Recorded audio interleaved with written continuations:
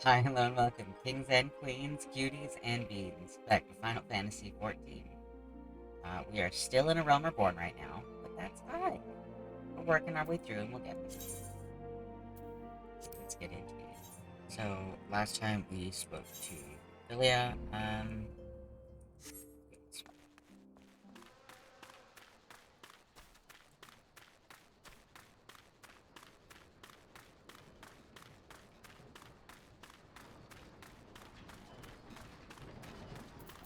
grab this from real quick. Rose wishes to disseminate the secrets of materia creation. What would you say if I told you that inanimate objects can possess a soul? They can, believe it or not. Although the soul in question is not their own, but that of their owner. Through faithful service, the arms and armor that we use come to hold our spiritual energy. Thus do we form a spiritual bond with them. Spirit bond with them. I didn't mean it. The spiritual energy can be drawn out and converted into materia, a special kind of crystal that can be attached to gear to enhance its properties. I am well versed in the ways of materia extraction. If you wish to learn more about the process, it would be my pleasure to teach you. Yeah. You ready to commence your learning? Good. As you will have gathered by now, materia is the crystallized form of one's spiritual energy. As this energy is derived from an individual's psyche, volatile beast at the best of times, a degree of variance is to be expected in its production. In practice, this means that you won't know the exact properties of the stone until you cradle it in your hand. Now, materia won't grant you much of anything on its own. Its power must be tapped, see? And this is achieved by melding it to gear. Know, though, that it takes the deft hand of a craftsman to meld materia. You can always seek others to attach materia on your behalf, but if you would sooner do it yourself, I recommend you speak to Phobos. Melding is her field of expertise.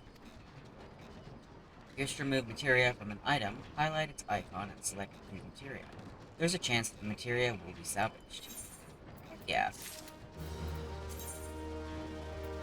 Nice. Okay, so I can't do it. That's fine.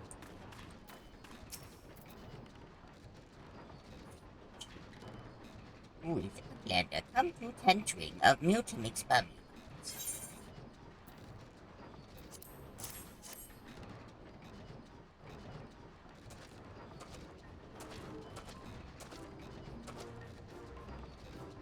Body tool drinks an airy self. When full of airy self, Mighty Tool changes to Stony Shine, name of materia. If materia join with other Mighty Tool,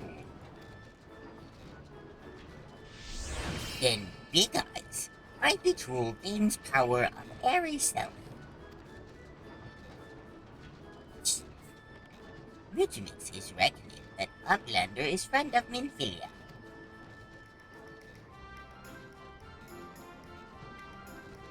Yes, tongue flaps reach ears of Mutinix with fastness. Minfilia wants Uplander to seek power of materia. Uplander brings Fighty Tool to Mutinix, yes?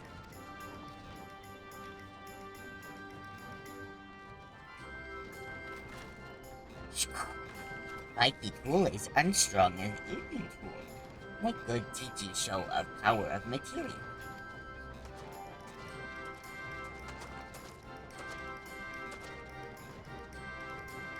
The Material Master. Now, eyes of Uplander point at Fighty Tool, yes? Materia join with Fighty Tool.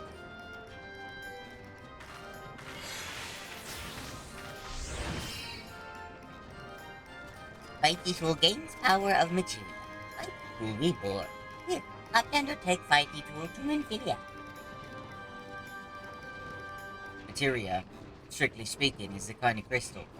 It is created by drawing out etheric constituents from a piece of equipment and then crystallizing them. Not just all any equipment will serve, mind you. It must have sufficient spirit bond. that being a measure of how fully an item has been imbued with its owner's spirit. When you attach a piece of materia to gear, you imbue the host item with its power. That's how Master Mutamix turned that dagger of yours from Summit as would struggle to cut steak into a weapon-worthy wielding. Uplander wishes to be joiner of materia? An Uplander must fill brain case with knowings of crafty making. With knowings of crafty making, Uplander can become joiner of materia.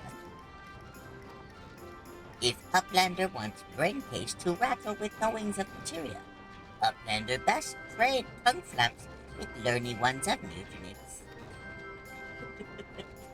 I love it so much, I'm so sorry.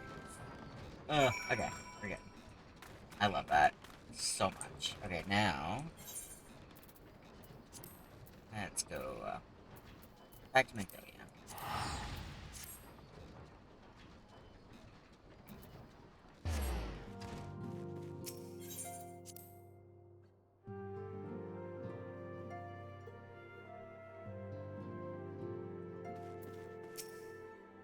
Welcome back, friend. I trust your visit to the bonfire proved fruitful. Yes. Huh. What a remarkable difference a single piece of materia can make. Granted, the skills needed to manipulate the substance are not easily acquired, but one need only look upon the results to realize such efforts are worthwhile. As I am sure you are aware, the quality of one's equipment can be the difference between victory and defeat. Materia may well give you the edge you need, then, so make it your ally. Now, it is time we discuss the matter of your next mission. Pray, speak with me when you're ready to begin. Take you!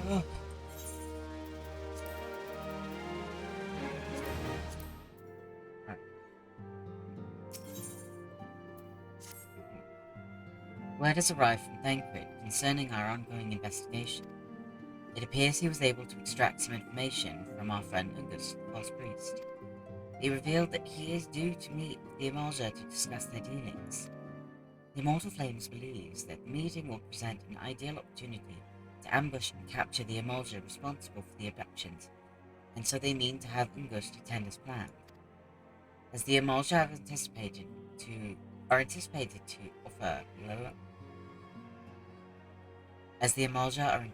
to offer fierce resistance, the Immortal Flames have requested our support. I would have you provide it to them, friend. Thancred is presently attending another matter, but will join you as soon as he is able. Until such time as he does, you will be the Scion's sole representative on the ground. Before he left, he bade me to tell you to save some for him. Such is his confidence in you, confidence I share. When you have made ready, pray take yourself to Camp Drybone and report to the Flame Sergeant leading the mission. May you walk in the light of the crystal. Let's go! Camp Drybone. Banana Land.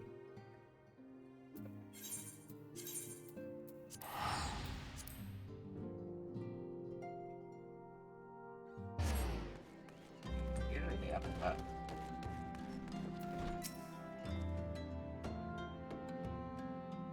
Ah, you're in Sylvie's of the Scions. And thanks for coming, friend. We're stronger for your assistance. Allow me to brief you on our mission. Our objective is to capture Eorzea and prize from them the whereabouts of the abductees. The lizard men aren't aware of their man, Ungust, has been exposed. When they come to the rendezvous point to meet the traitor, we'll spring the trap. Owing to the clandestine nature of this mission, we can deploy only a small contingent. Every member must count, so we requested the aid of the Scions. The rendezvous will take place at the Invisible City. Please make your way there and I wait. We stand to learn much more of the Eorzea plot if this mission succeeds, Ren. To make sure it does. I got you, boo-boo. Go right here. And we lie in wait. See.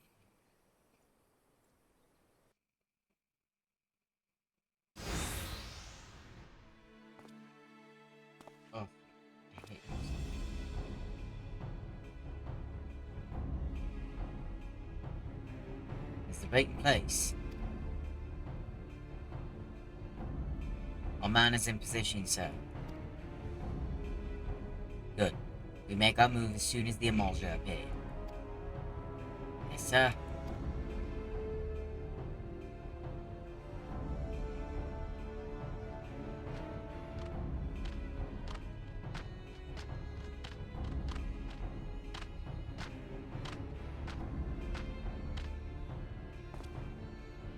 They are. Go, go, go, go! Oh, that camera shake. What is the meaning of this? Wait, something's amiss. Oh, no. It's an ambush of an ambush. Yeah.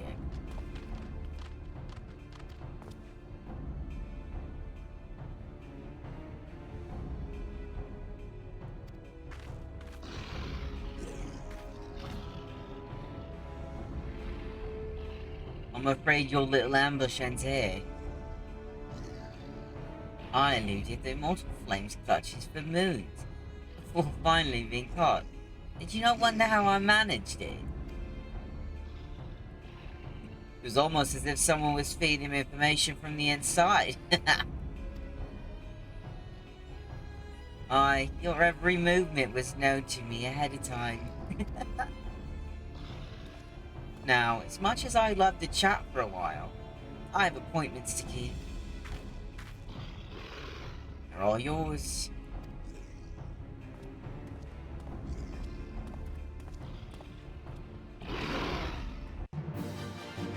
I'm gonna kick your ass so hard later.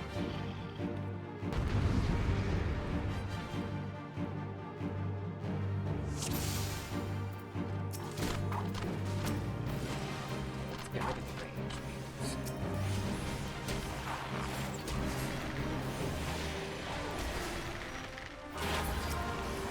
Is?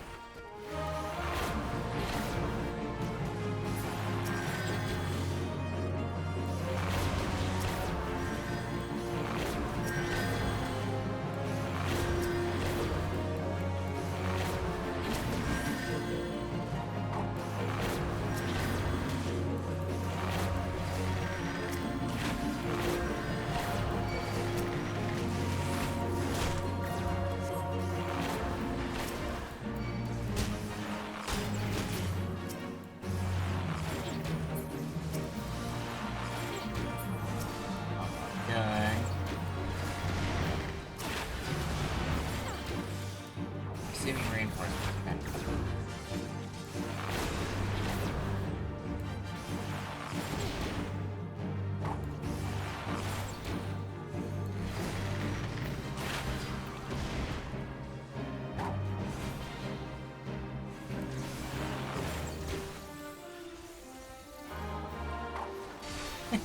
How long will you last, I wonder?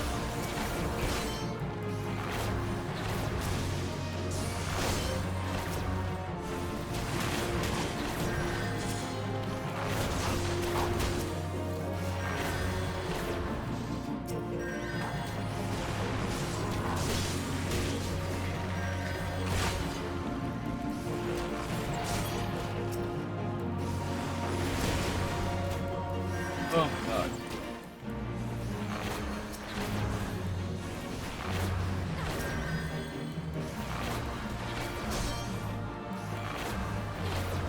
Damn it, they're not end one? So it's only just beginning.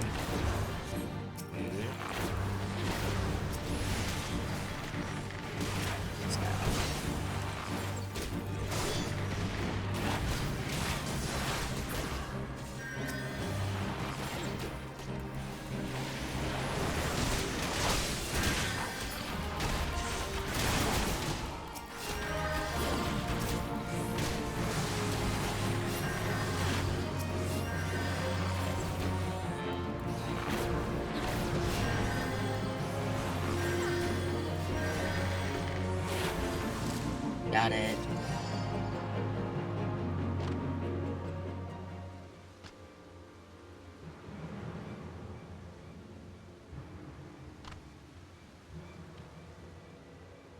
Put up your weapon. Your comrade's a dead man.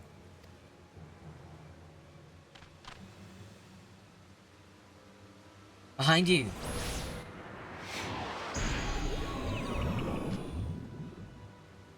Oh, no. Shit. You bitch. Bring him. The rest of you, march. Pretty sure scum. Yup. I'm gonna give you a whooping so hard, you're gonna wish you never met me.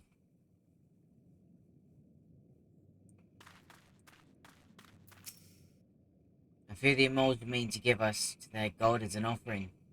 If I must die, then let me die a soldier's death with steel in hand. No, you're not gonna die. I won't let that happen. Oh, there are all the other people. Alright. Okay. So, then, trial, well, the members.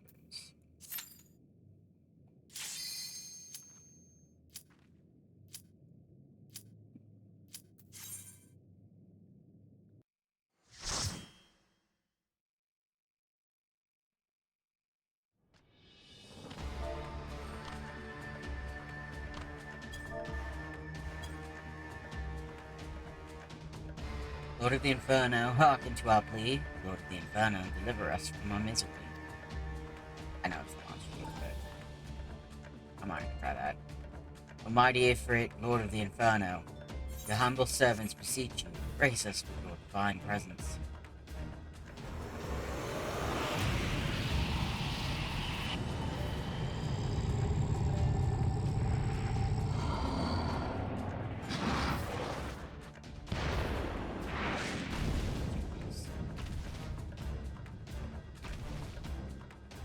Almighty Ifrit, we bring before you ignorant savages who know not your godhood. If it please you, Lord, scorch their heathen souls with your cleansing flame and mark them as your own. Bloody hells. Bring those two as well. Serves you right. What's going on? This ain't what we agreed. None but servants of Lord Ifrit may behold the right of summoning the souls of unbelievers a forfeit. Spare me, I beg you. Pitiful children of man, by my breath I claim you.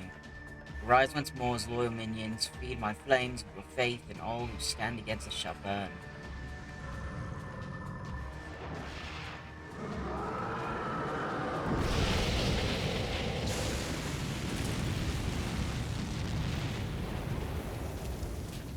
Almighty Ifrit, my one true God.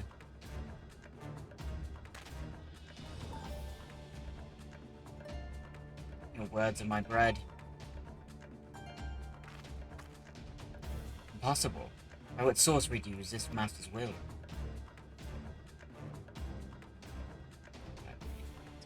Could it be? Your soul already belongs to another. Is that the only explanation?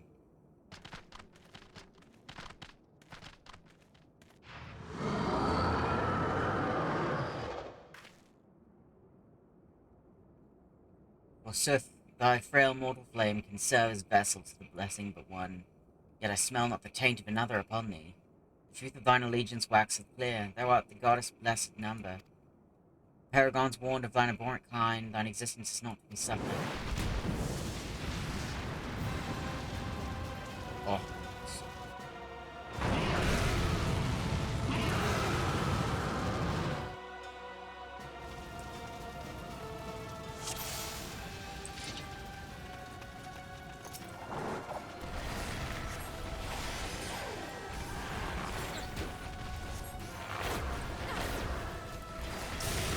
So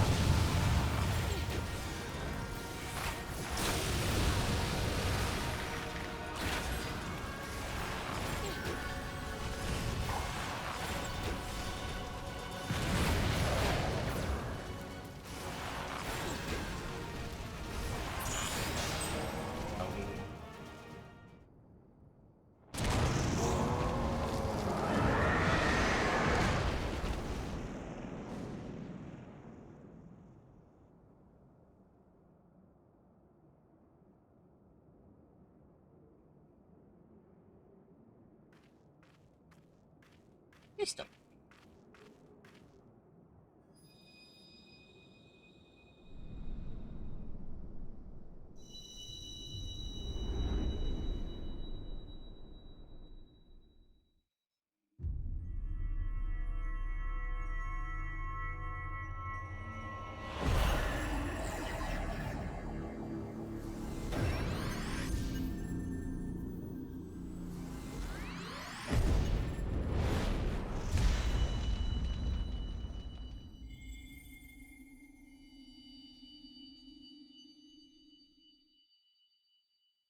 Oh, flashbang.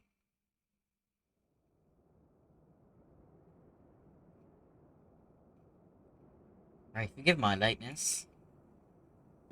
God, thank Red.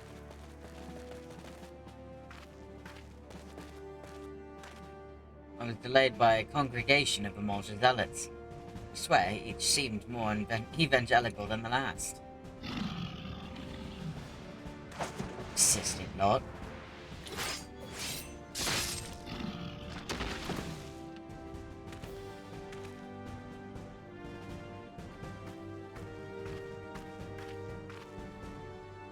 Seal Bloodsworn wasted no time extracting the captives, no less than I'd expect from the Flame General's hand-picked men. Oh, douchebags. As for those two, it is fair to say their hardships have only just begun. They have much to answer for. I fell out you an apology, Red. Had I known this mission would prove so dangerous, I would never have left you to face it alone. You have been given a veritable baptism of fire. But let us continue this conversation in more agreeable surrounds. Camp Dryboat, shall we? This way, sir.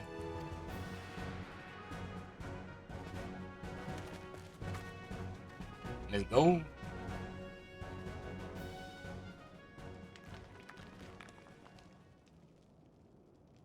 No, that was the mighty... So that was the mighty Ifrit.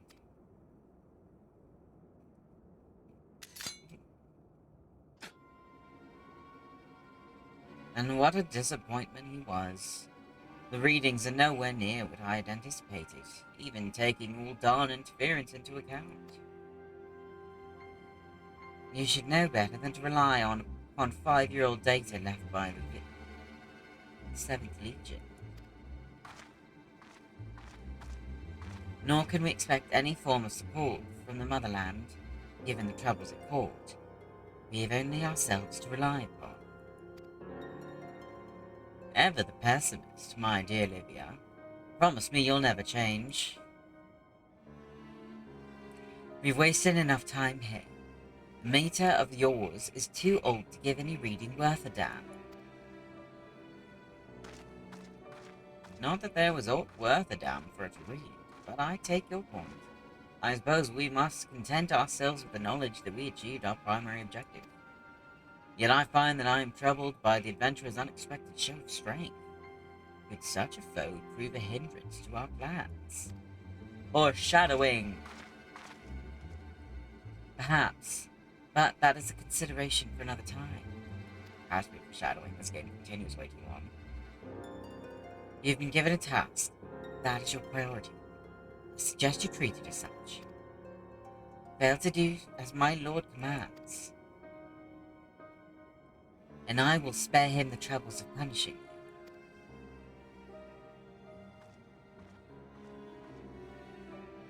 you. With allies like that, beware a woman in love. I shall need to be on my best behavior.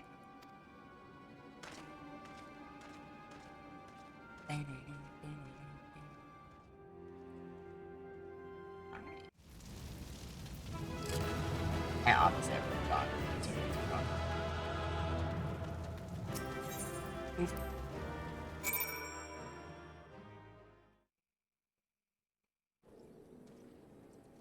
Hey, Grid.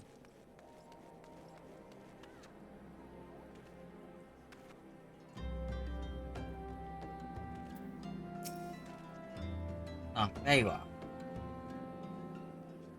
Ah, there you are, Ren. Come, rest a while. you'll have no better opportunity. After witnessing their god's ignominious defeat, the Eorzea will be less inclined to risk our wrath. For a time, at least. Now, where are we? Where were we? Yes, I was in the process of apologizing. I do hope you can forgive me. I arrived too late to be of any use to you or the abductees. They may be whole of body, but the same cannot be said of their minds. Once a man is tempered. But it ill suits me to dwell on the negatives. Amidst all our misfortunes, there's still reason to rejoice. Ifrit is slain, and by your hand no less. That is the deed of no ordinary individual, friend. Not that I ever thought you were ordinary. On the contrary, I've long suspected that you have the potential to shape the fate of this realm. What can I say? My fine eye for talent remains undimmed. Minfilia would be proud beyond all reckoning when she hears of your deeds. I trust you shan't object to my bearing the tidings to her. That way I can claim to have contributed something to the measure. You, meanwhile, have earned yourself a rest. Take some time to relax and return to the Waking Sands when you are good and ready. We can discuss matters in more detail then. Just don't take too long, will you? The realm's problems won't solve themselves. You.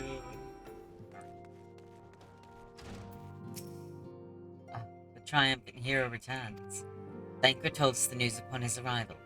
He is presently in the Solar, giving a full report to Lady Minfilia. You should join them at once. Lady Minfilia is most eager to see you.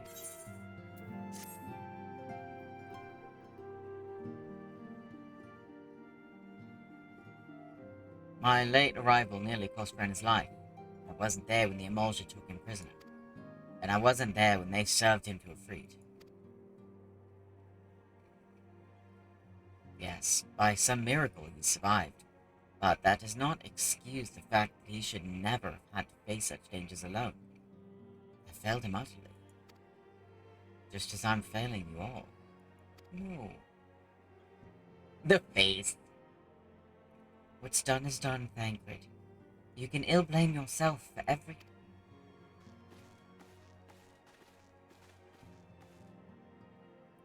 Ren, it's so good to see you again. Impeccable timing, my friend. I just finished regaling Minfilia with your heroic exploits. Thancred has told me everything. You have done well to return to us. The perils you faced were undeniably great, yet a part of me believes that I had no cause to fear, and now we can put paid to our long investigation. As we suspected, the Eorzea undertook both the robbery and the abductions with the aim of summoning their primal Ifrit. Nor is this tale limited to Uldar. Similar incidents have been rife in both Limsa Liminsa and Gredonia Plate. I dare say you've been curious as to how these crimes are linked to the primals. Permit me to explain.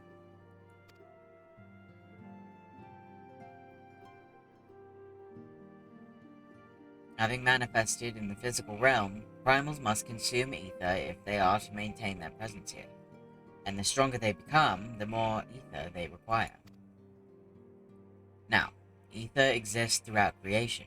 It flows through all life and permeates the air that we breathe. Alas, this alone will not suffice to sustain the likes of Ifrit. Nay, he and his kind require a more concentrated source of ether, crystals. It is for this reason that incidents involving crystals can often be traced back to a primal. Which leaves us with the why of the abductions.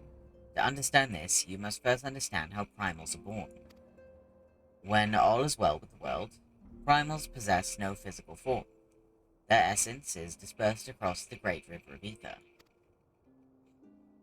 However, when the world is plunged into chaos, those who worship the primals cry out to their gods for deliverance from suffering.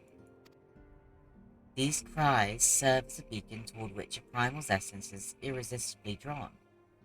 It is this coming together, or etheric coalescence, which grants the being's physical form. Once born, a primal gains strength from its followers' worship. The more numerous, the fervent they are, the more powerful their god becomes.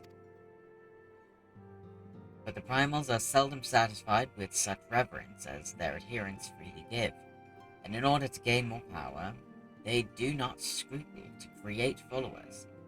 They do this by tempering orders, a process to which you yourself were subjected. Yet, even as Ifrit took your comrades in this thrall, you alone remained unaffected. This is thanks to the power you possess, the Echo. We know not the why of it, but those blessed with the Echo are immune to primal influence. It is as though a great power protects us.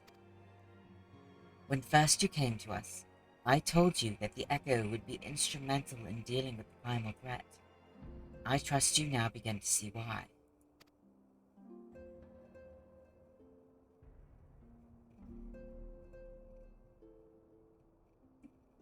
The recent incidents all share a common trait: meticulous planning.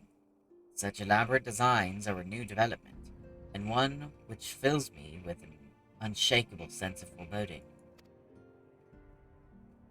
While I share your concern, but my presiding feeling is one of relief at your safe return.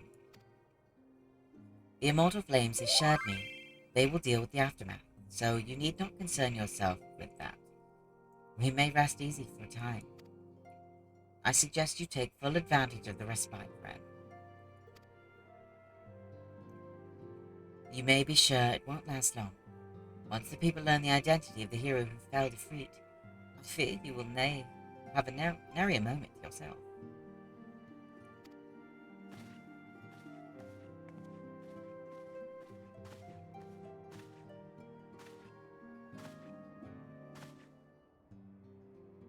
Whether she intended to or no, Ophelia neglected to tell you something. Something I think would best you heard from one of us. It concerns the tempered abductees that were rescued. I am sorry to report that all are to be put to death. The flames with whom you were imprisoned included. Needless to say, this information must not be made known to the Emperor. I swear to you that we would not do this if there were any other recourse. But once a man is tempered, he is tempered for life. His very existence lends strength to the primal whom he cannot choose but worship. And so we Scions continue our fight, that no more innocents need be sacrificed. I hope that you will continue to stand with us, Ren. But I should be going. I must offer my apologies to the Flame General for the losses his people suffered. Till next time.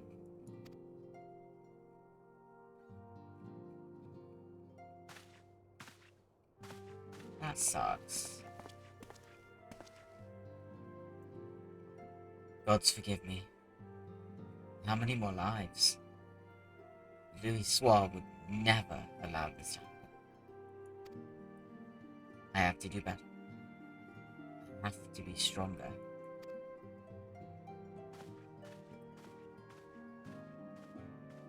That sucks.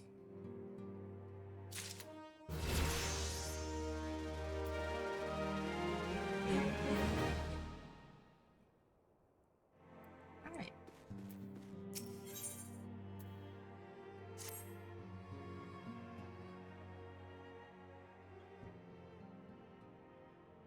Until not so very long ago, you were but one of the many adventurers seeking to make their way in Eorzea.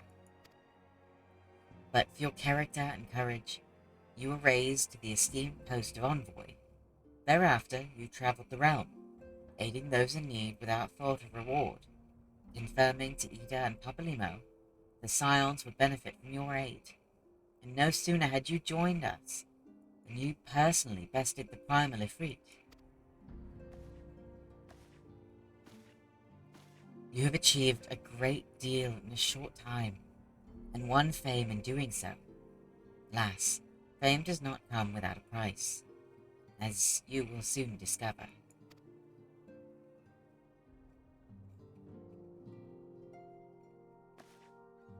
We have guests, Ren. Or rather, you have guests. Oh?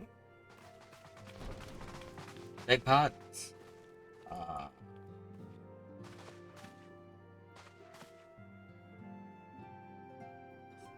Lady Minfilia, radiant as always. I am given to understand that the Scions of the Seventh Dawn have but recently welcomed a new hero into their midst. I am here on behalf of the Maelstrom, Grand Company of Limselo Midsa, to offer said hero a place of honor within our ranks.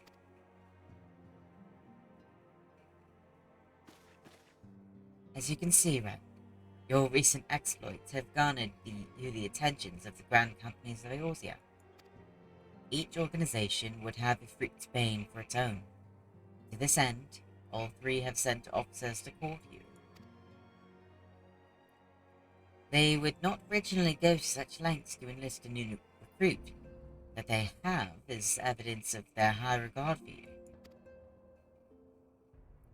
I find myself wondering how word of Ren's deeds spread so quickly.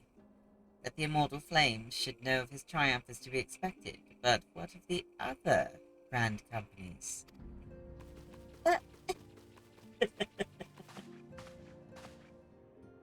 Your reputation precedes you, Master Sylvius. It is no ordinary man who can face a primal and emerge the victor. And imagine our pride when we learn that you began your journey as an adventurer in our own Britannia. Know that the people hold you in high esteem, and that you will always be welcomed among us.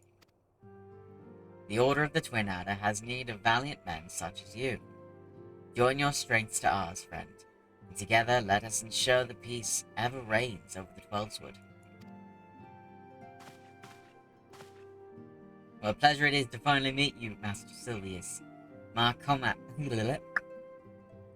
comrades speak of you in the most glowing terms. A man of your talent belongs with the immortal flames. Join your strength to ours, friend, and together let us secure a prosperous future in Uldar. The Admiral was not exaggerating when she said you have the look of a hero. Full often does she speak of you, friend. It is only natural that we should want you for the Maelstrom. Join your strength to ours, and together let us see the grand vessel of Limselo Minter to the shores of glory. That's a lot. Lady Minfilia. Very well. Though I am quite sure you need no reminding, mayhap a brief summary of the situation would help to clarify your thoughts on the matter. As you well know, grand companies are all-encompassing organizations empowered to call upon the martial, economic, and technological resources of their respective city-states in times of strife. There are presently 3 organizations in Eorzea: the Maelstrom of Limselo Minsa, the Order of the Twin Adder of Gradonia, and the Immortal Flames of Uldar. Serving a grand company means serving the nation to which it belongs. You will be charged with its defense and tasked with advancing its cause. In return for your faithful service, you will be furnished with various rewards, some of which may well prove useful to you in your other endeavors. If you are agonizing over which of the grand companies best deserves your loyalty, be it is. The commitment you make this day need not be permanent. Should you wish to shift your allegiance at a later date, you are entitled to do so.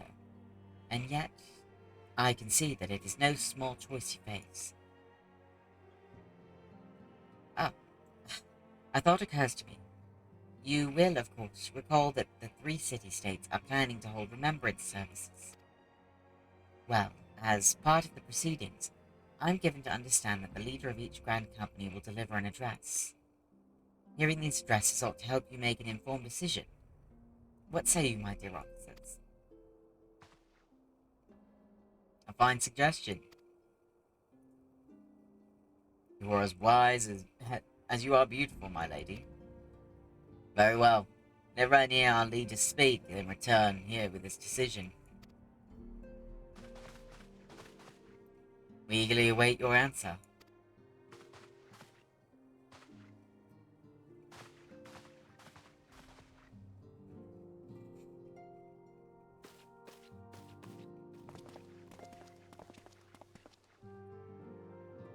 I know full well that adventurers are, by their nature, a liberty-loving breed, and not best suited to the discipline of military service. But I strongly urge you to join a grand company nonetheless. While the promise of reward is enticing in itself, it is not the only benefit. You are possessed of great power, Ren, and with it, you are capable of doing untold good. Yet know that great power is wont to attract attention. Not all of them friendly. There will be those who wish you ill, and you must needs be on the lookout for them. Yet however vigilant you are but one man. In the midst of a grand company, however, you will be one man amongst many, a friend amongst friends. Your achievements will be shared, and so will the danger. I can think of no better arrangement. Of course, joining one organization need not mean leaving another. I hope that we can continue to rely upon your aid. The 12 know that we will have need of it in the days ahead. The Grand Companies seek to protect their own nations. We Scions, on the other hand, seek to preserve the future of Eorzea as a whole. Similar, yet not quite the same. Now then, I expect that you will be afield more often in the future. As such, I would have you carry this link pearl with you at all times. It will allow us to stay in touch regardless of location.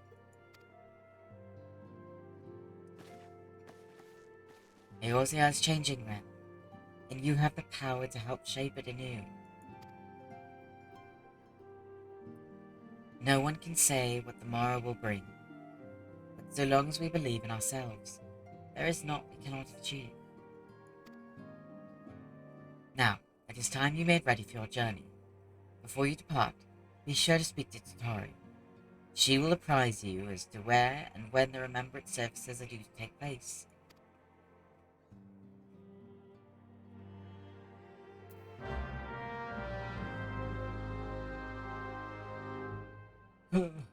Alright.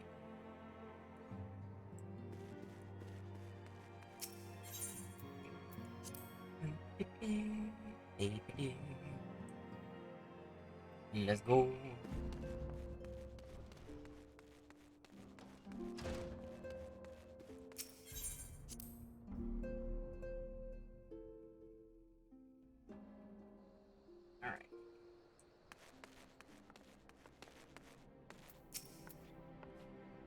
Alright. I'm sorry about all the attention you're getting, Ren. I might have sung your praises a little too loudly, and often, to a few too many people. Next time, I'll be sure to hold my tongue, literally if necessary.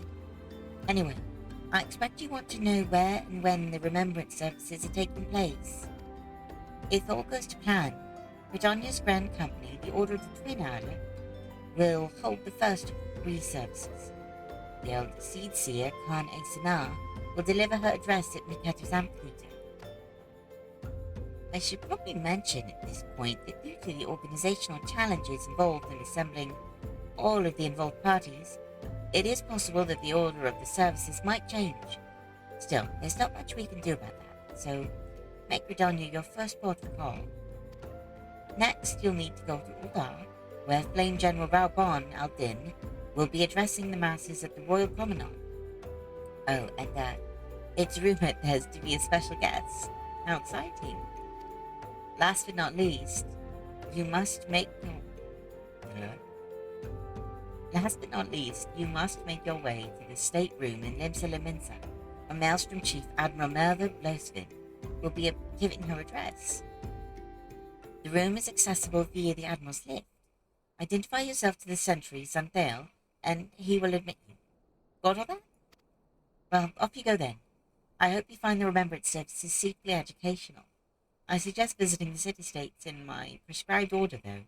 With your record of impeccable timing and luck, the schedule may well change in favor of your preferred travel plans. Farewell. Okay, so pretty much you can go whatever order you want. So let's start with Britannia.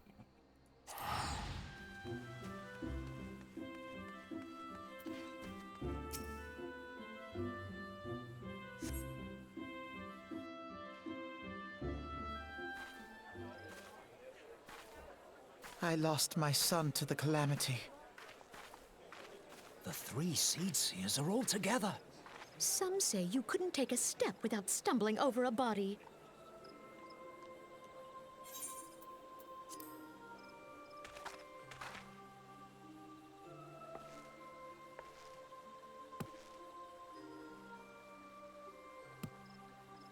Our forebears were once strangers in the Twelveswood.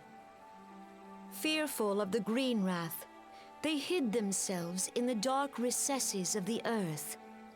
Yet they dreamed of basking in the dappled sunlight of the forest. Through great effort, they proved their worth to the elementals, and were granted a place beneath the boughs. So it was that Gridania was born, some 5 centuries ago. Working hand in hand, the Hyur and the Elysian settlers sowed the seeds of our civilization, and soon they were joined by folk of all races. So nourished by the waters of unity, and blessed by the light of the matron, Gridania flourished into the great nation it is today. Do you see the Gridanian standard? There, hanging behind the Elder Seed Seer. The entwined serpents represent the unity between Hyur and Elysian. An elegant symbol, do you not agree? In accordance with the will of the elementals, we have embraced a life of peace. Alas, our neighbors have not always sought the same for themselves, nor for us. Though we Gridanians have no love for war, we have still less for those who would threaten our way of life. Ever have we fought to protect the sanctity of the Twelveswood. When the Garlean Empire brought its war of conquest to Eorzea, we rallied under the noble standard of the Twin Adder that we might push back the encroaching darkness. And it was we who prepared the ground for the reformation of the Eorzean Alliance, that all the peoples of this realm might stand united against the common threat.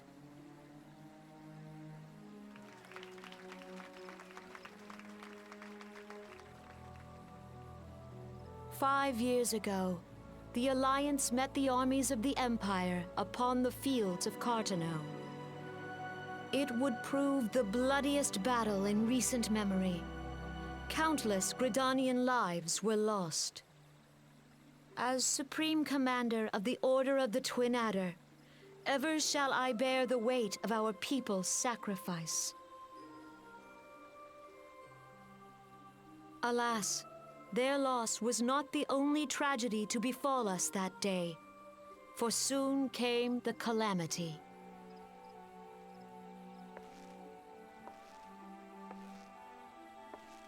The scars borne by our forest are a constant reminder of its violence. Our lives have been irrevocably changed, each waking hour a struggle to survive. Driven to desperation, some among us have strayed from the path of righteousness, resorting to banditry, poaching, and other unconscionable deeds. To compound our woes, the Ixal have returned in force, emboldened by our suffering. They test our defenses nigh without cease, and prey upon the vulnerable. So beleaguered from within and without, it is of little wonder that our unity now falters. Dark times are upon us. Time was a man could walk pox the on that high bloody roads without Ixal. fear. On this day, 5 years ago, countless Eorzeans laid down their lives that we might behold another dawn. Please join with me in honoring their memory.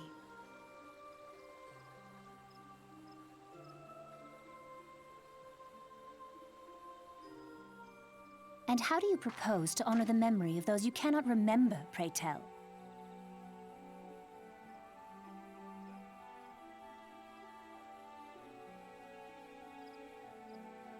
The destruction wrought by the calamity was indiscriminate. It dealt death to Eorzean and Garlean alike. Yet while we have labored to rebuild our homes, to rebuild our lives, the Empire has set about raising steel fortresses here in the Twelveswood. Let none be mistaken. The Garleans remain the greatest threat to our survival. If we are to stand against them, we must remember what it is to be united. Our many troubles blind us to the woes of our fellow man. Thence is harmony lost. Yet harmony is the founding principle of Gridania. We are gathered here to honor the fallen. Let them be honored not only in word and thought, but through concerted action. I bid you join hands with me once more beneath the Twin Adder standard. And together, let us heal the forest's wounds, that our progeny might live in harmony beneath these ancient boughs. For serenity, purity, and sanctity. We must think of the children! Woods will be done. It's up to us to protect the For all forest. the elementals! The children.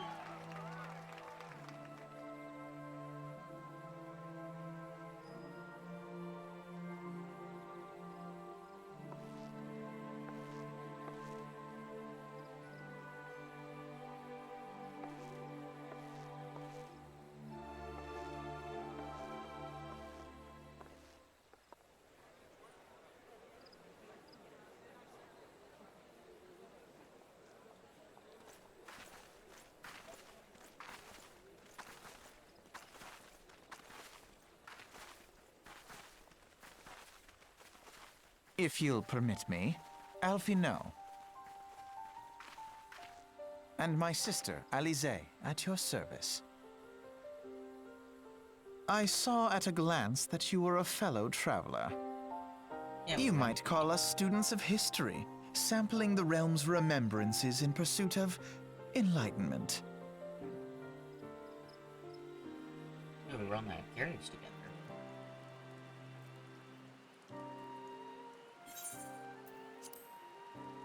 The Gridonians are unfortunate now to have to contend with two beast tribes. The Ixal are unquestionably the more troublesome, being of a naturally warlike disposition and want to summon their bloodthirsty primal Garuda. The Sylphs, by contrast, are peaceful in nature, being mischievous rather than malevolent, and have long been on friendly terms with the Gridonians, until recently at least.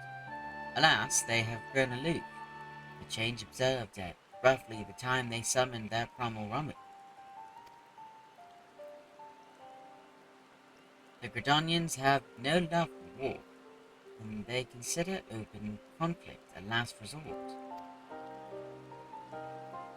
Though they clash with the Ixal ever more regularly, you may be assured that they do so in self-defense. As for the Sylphs, they are as yet bound by a peace treaty, though one wonders how long it will be before it is broken. Twelveswood was grievously wounded during the calamity, leaving Gridonia vulnerable to attack. The people are hopeful that restoring the wood, and thereby the power of the elementals, will put an end to their woes. But how long will that take? Centuries, I'd wager. Meanwhile, the Ixal will continue their incursions, spurred on by Garuda and her insatiable appetite for destruction. Whether the Gridonians like it or not, sooner or later it will come to an all-out war.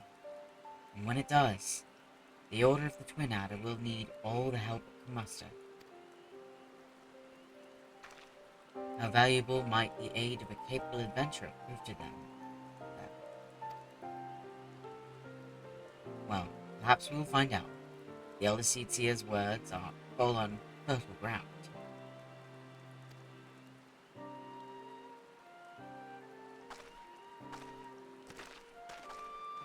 Bye.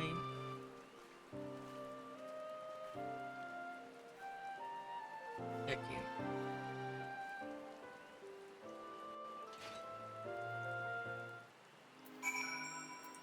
So now...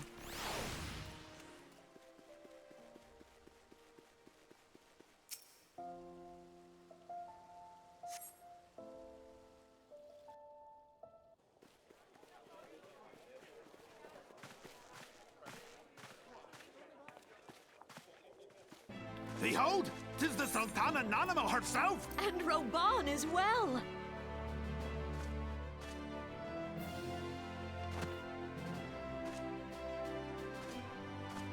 Hark you, souls of flame, drawn to the bosom of the desert, where the fire burns brightest and shall rage forevermore.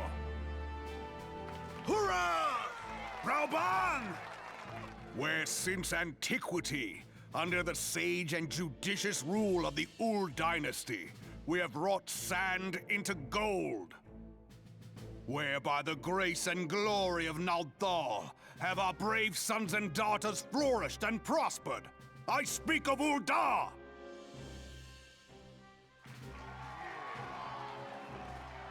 There, at the Flame General's back flies the Grand Company's standard. Note the sigil. The golden scales of order balance the jewel of prosperity with the flame of might. Great and many are the gifts our nation has given the realm. In Eorzea's darkest hour, on the killing fields of Cartano, none spent more in blood and gold than we. Thus was the 7th Imperial Legion laid low. So that's how it happened. How soon history forgets. Yet many left our gates, never to return. Let us pray for our absent brothers and sisters, that they might know happiness in the great beyond, as Thal's honored guests. If the fates were fair, the price we paid that day would have bought us victory. Alas, they are not. And now, but 5 years into this 7th Umbral era, the spirit of sacrifice which granted us our strength is all but dead. Look around you. What do you see? A people divided, downtrodden, and enthralled. Where are the merciful alms of the rich? Where is the just steel of the righteous? I ask you, is this the great nation our brothers and sisters gave their lives to save? You who call this living, dishonor the name of the immortal flames. It is but a slow death. Our enemies surround us. The savage hordes of the Amalja wait beside our roads, strangling the lifelines of trade. Meanwhile, the Garleans make mock of our borders and despoil our land of its natural wealth. We stand on a precipice, yet we do not act. Whether trader or soldier, monetarist or royalist, all must recognize that a divided Ul'dah stands to fall. Victory and fortune walk hand in hand. Ye who seek glory and wealth, look not to what little you can snatch from your neighbor, but to the boundless wealth of the world beyond. Now is the time to unite. Now is the time to ride forth. In the name of the Sultana, I beseech you. Line not your own coffers, but those of the immortal flames. Seek not to prosper from Ul'dah, but to restore her to prosperity. As the realm prospers, so shall Ul'dah.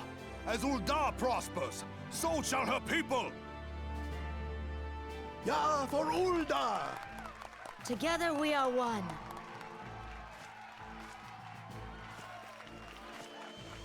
Your grace. Reborn?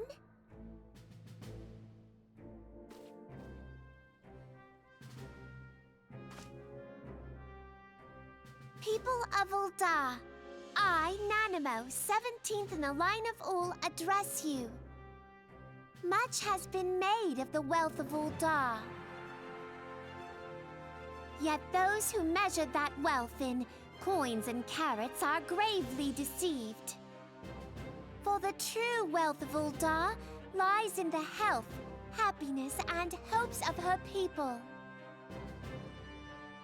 Beloved subjects, I bid you raise aloft the torch of Uldar, that her flames might serve as a beacon for all Eorzea to see. Long live Nanamo! Glory to the Sultana! For victory and fortune, stride fearless into the Inferno, for we are, by fire, reborn!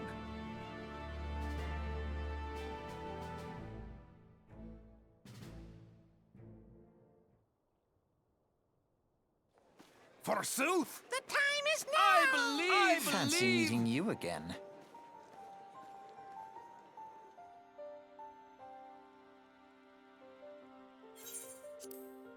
The Uldans have a long history of conflict with the Eorzea, a beast tribe that worships the primal Ifrit. Judging by your look of distaste, I take it you have encountered them. The Uldans do not shy from confrontation. If aught threatens their precious prosperity, they will seek to crush it. So they have dealt with Ifrit thus far, smothering his flames each time he is stoked to life. Yet he is but one of several problems.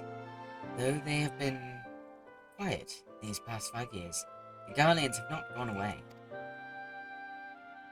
Meanwhile, refugees continue to arrive in droves, and Uldar has no clear policy of how to deal with them. After all, not even the Sultanate's coffers are bottomless, and even assuming they had the coin, resources will ever be finite. Which brings me back to the subject of Ifrit. It has been observed that the Eorzea are summoning him with ever-increasing frequency. Every time they do so, the Uldans send their forces to smite the primal, and though they invariably succeed, each victory is bought with blood. It is a war of attrition that they cannot well sustain. Small wonder, then, that the Immortal Flames are eager to recruit more members. At such a desperate hour, an adventure of your experience would be a most welcome addition to their ranks. And she's like, I'm done.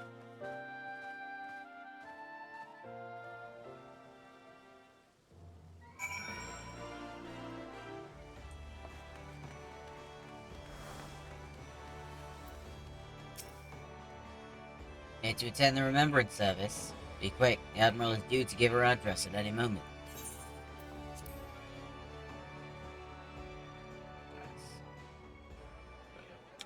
The Garleans are another matter altogether. So much for our alliance. It's sunk beyond the seabed.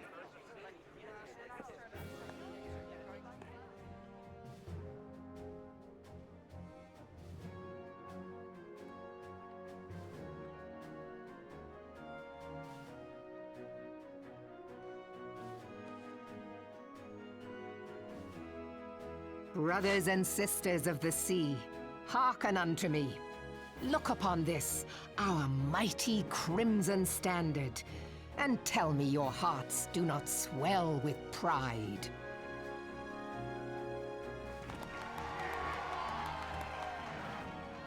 "700 summers have come and gone since our forefathers first ran aground in this fertile bay. In that time, guided by the Mother of Oceans, Limsa Lominsa has grown from humble fishing village to uncontested ruler of the 5 seas and beyond.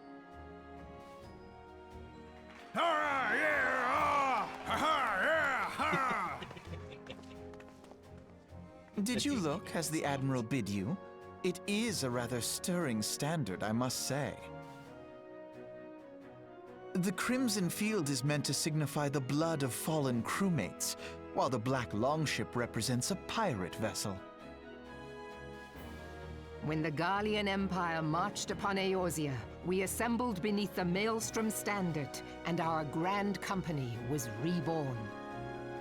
All answered the call, from the Knights of the Barracuda to Hilthier's bloody executioners, and together we met our would-be conquerors upon the field of Cartano. That day, the world bore witness to the united strength of Limsa Lominsa. I swear to you, no army ever fought harder or with more courage, yet many of ours did not survive. Join me now in remembering those who fought in the name of freedom and fell. May their souls be returned to the sea.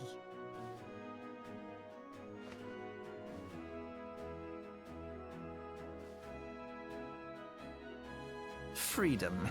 Yes, they have always been rather fond of their freedom. Much as the beast tribes have. Small wonder. Beneath the surface, one would struggle to tell them apart. It has been 5 long years since the calamity struck.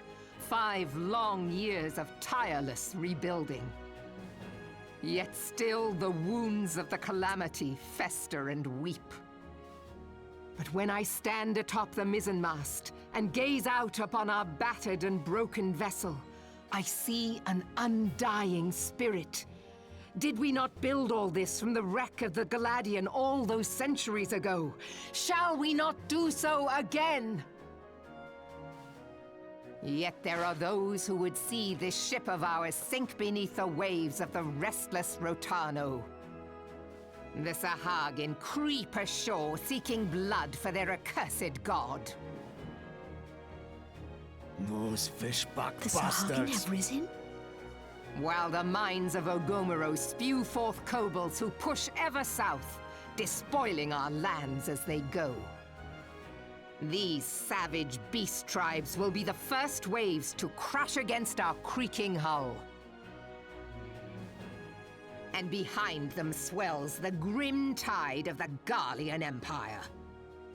Even now the curs fly their flags within our borders. Doubt not, but that they will be upon us ere long.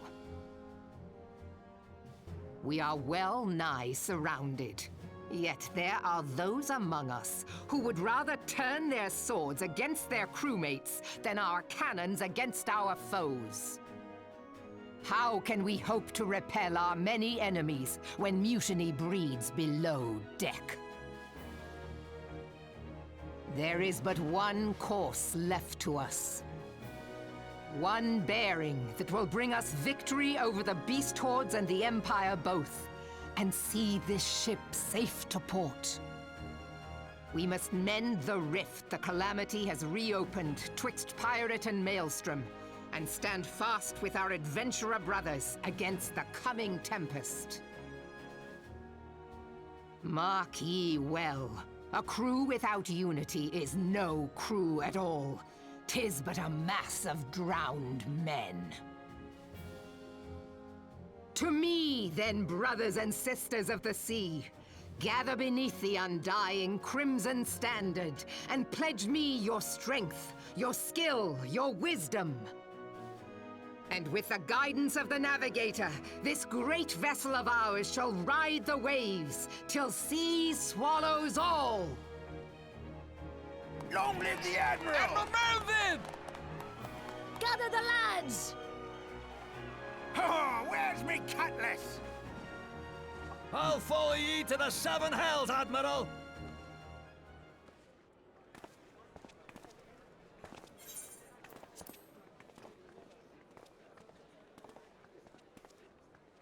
Fancy meeting you again.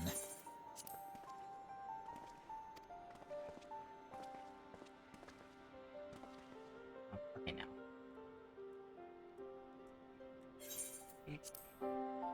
As the Admiral mentioned in her address, Limsa Lominsa is plagued by 2 beast tribes. The first are the fish-like Sahagin, worshippers of the primal Leviathan. The second are the kobolds, who dwell beneath the earth and take the primal Titan for their god. As if the Beast Tribe's presence weren't troublesome enough, the Garleans have also chosen to erect a fortress right in the Laminson's backyard. And that is to say, not internal strife. As a nation of pirates, there is no end to the blood feuds between the various factions. And while they fight amongst themselves, the Garleans whet their blades and watch. If the Laminsons are to have any hope of withstanding the Empire, they must first resolve their own affairs. Differences must be set aside, and the primal threat dealt with once and for all. To this end, I expect they will soon take decisive action against the Beast Tribes. Mark my words, Maelstrom's standard will be drenched in a deeper shade of crimson ere long. But a capable adventurer like you would be a valuable addition to their crew is beyond question.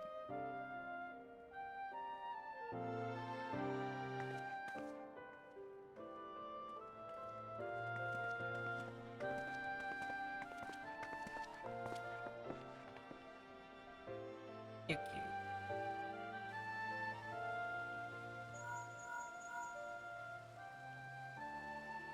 Ren, this is Menphilia. You are well, I hope. Would I be correct in thinking that the final remembrance service is now concluded? A moment ago, you say? What a coincidence. Jesting aside, I trust you remember our guests from the Grand Companies. Well, delighted, though we are to have them here at the Waking Sands. It would not do to keep them in suspense any longer than necessary. In short, hurry back. Right, let's go.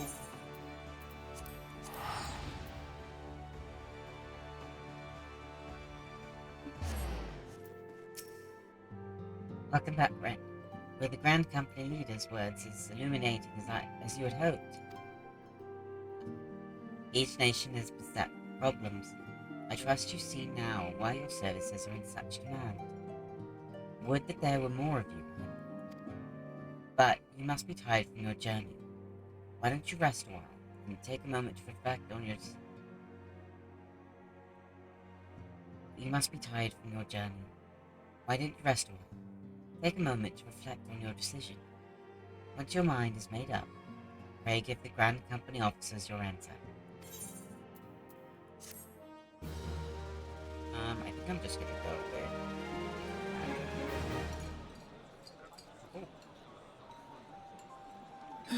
The gods only know what grand company our adventurer friend will keep. The wheels of change are in motion regardless. Brother, are you certain this course is best? Whatever do you mean, dear sister? The so-called remembrance ceremonies were little more than standard waving rallies. As though the Calamity and Seventh Umbral era warranted scarcely a mention. Well, of course they were standard waving rallies.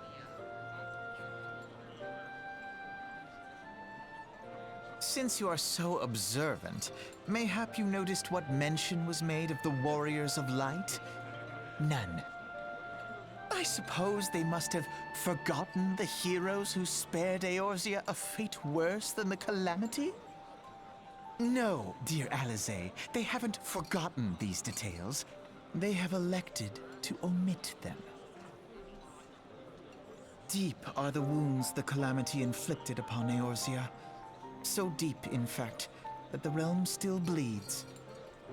Needless to say, the Beast Tribes and their primals do little to alleviate the pain. So, the task of salving Eorzea's wounds falls to the Scions of the Seventh Dawn, with a little help from our friends, the Grand Companies. Remembrance will yield no remedy. If our world is to heal, we must put the horrors of the Calamity behind us. Our grandfather would never entrust the fate of the realm to despots who rewrite history to their convenience.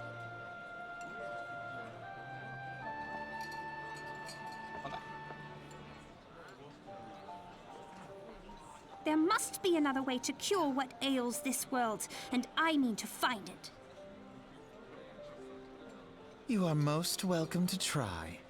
Our paths may differ, but our destination is the same. In time, I dare say we will see eye to eye.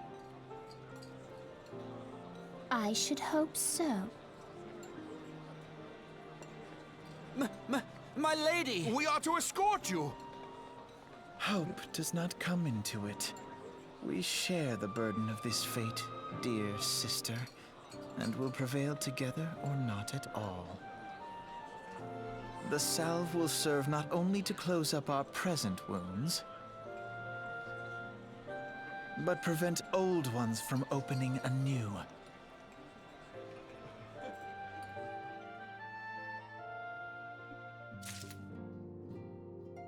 Right.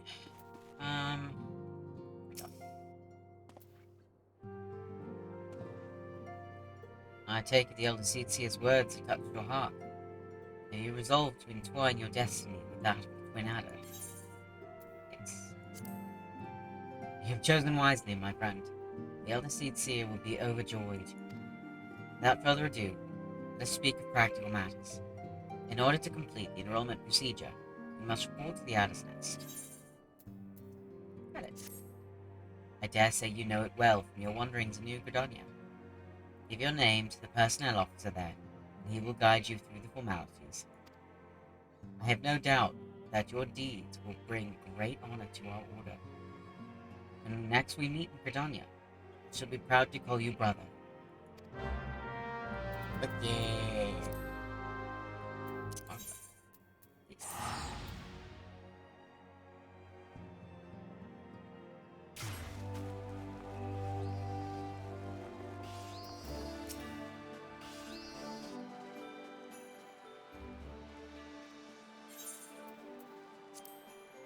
You are come to the Adder's Nest, headquarters of the Order of the Twin Adder. Ever do we welcome they who would toil in the elemental's name for the good of our forest nation. I am here to enlist, if you will have me.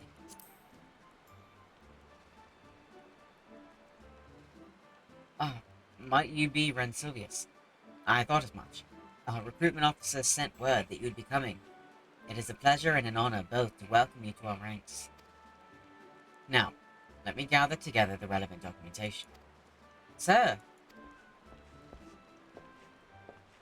Oh? What is it? Report. An urgent message from the Marsai Spire, sir. Tidewind Skyway's ship has taken fire from Imperial forces in the skies over the Shroud. The vessel's engines were crippled, sir, and it was forced to make an emergency landing southeast of Nine Ives. Nine Ives? Gods, this could not have come at a worse time. All but a handful of our forces are presently afield dealing with the Exalt. Ren, I know full well that you have yet to be formally inducted into our ranks, but we have urgent need of your aid. In all likelihood, the airship was bearing civilians, and if the reports are accurate, it will have come down dangerously close to Garlean-occupied territory. Please, make all haste to the area southeast of Nine Ives. Locate the airship and ascertain the status of the passengers. Got it. Rescue mission!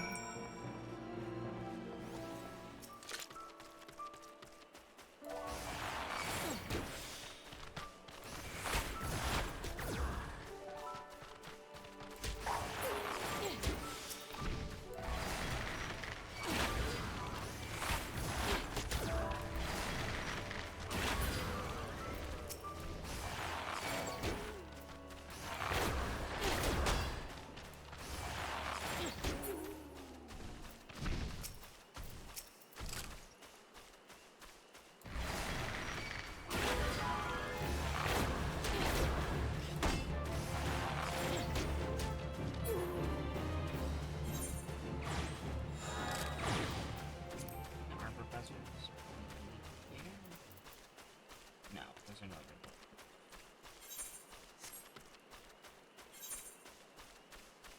Oh, those are in bed range. Okay.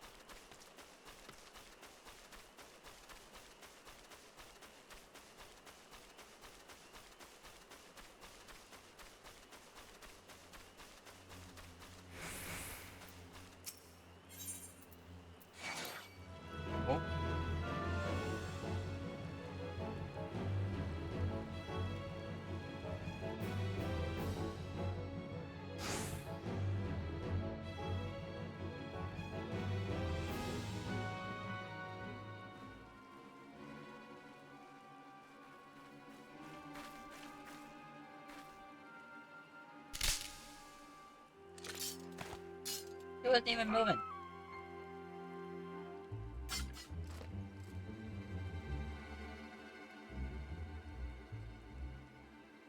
An adventurer?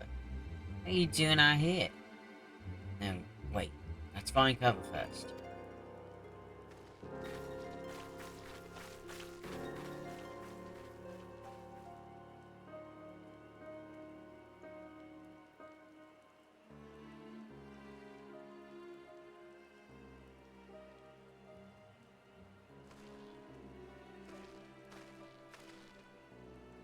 How does that sent you? How do I know you're not an Imperial spy? You don't even have a uniform.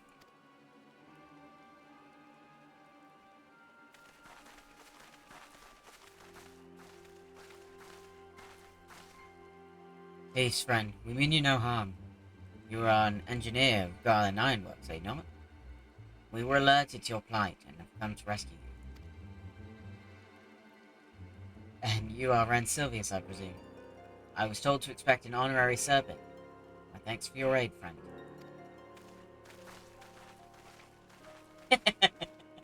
He's like, oh shit, sorry.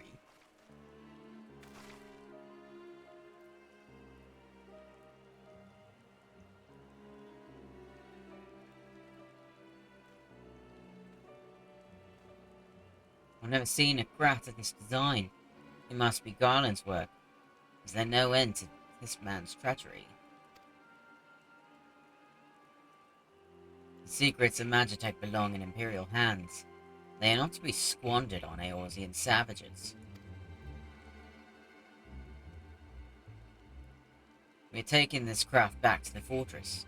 Dismantle it if you must, and bring the engineer. Someone must pay for Garland's crimes.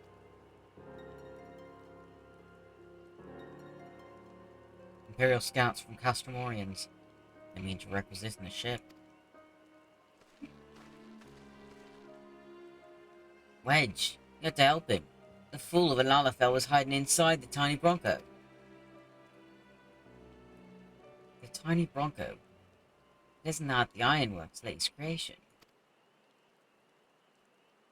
It's the first airship we built since the Calamity. The first since Master Garland, well, since he went missing. After years of work, she was finally ready for her first test flight. And she was soaring. She really was, till those bastards blasted her out of the sky. Attend me all. The Ironworks' latest creation must not fall into Garlean hands. We shall strike them swift and sure and rescue Engineer Wedge. Ren, I trust we can rely on your support. Yep. May the matron watch over us. With me.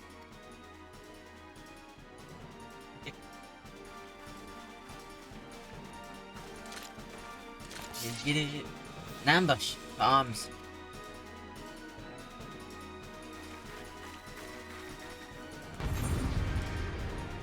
That is happening, come on. Yeah.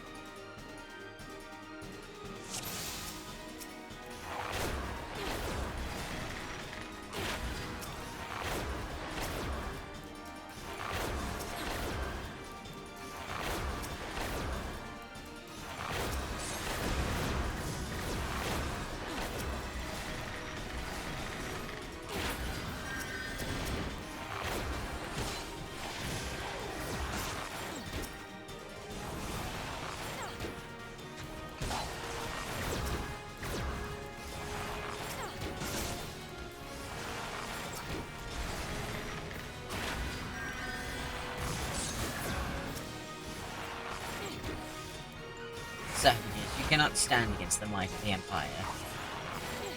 This has gone on long enough.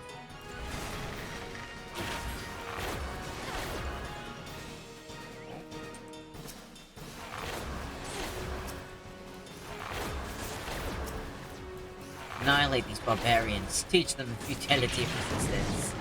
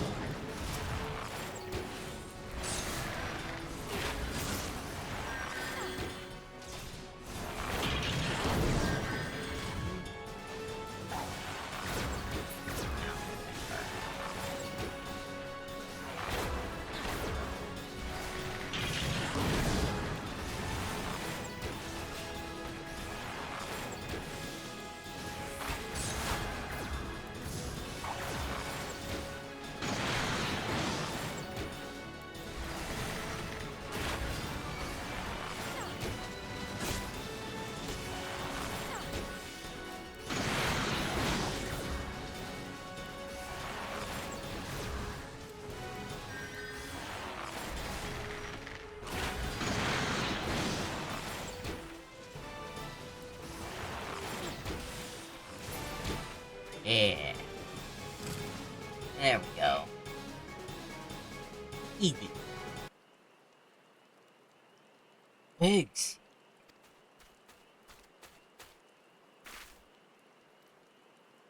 Wedge, you shouldn't have stayed with the ship. That was a close one. Too damn close. So, how's she look anyways? The auxiliary propeller is a dead loss, but I think we can ring enough thrust from the main propeller to get us airborne. A few minor modifications and we should be able to fly the tiny Bronco home. While you do your work, we should keep watch over the perimeter. The enemy may yet be lurking nearby. As for you, Ren, you have more than done your part today. I bid you return to the Adder's Nest to complete your enlistment. I pray there will be no further interruptions.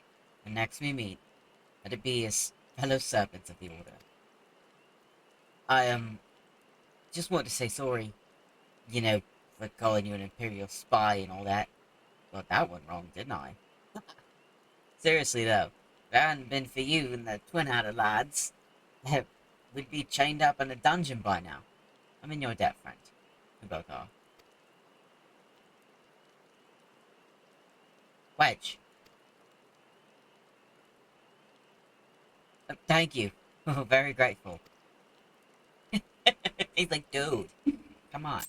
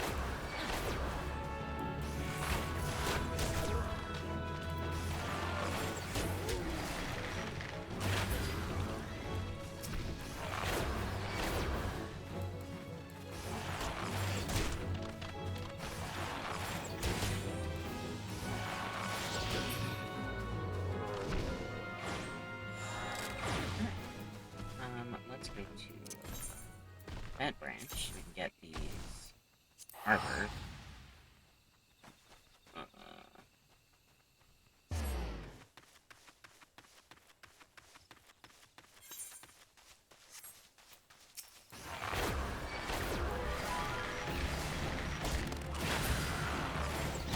I like them armor people walking. It's so cute.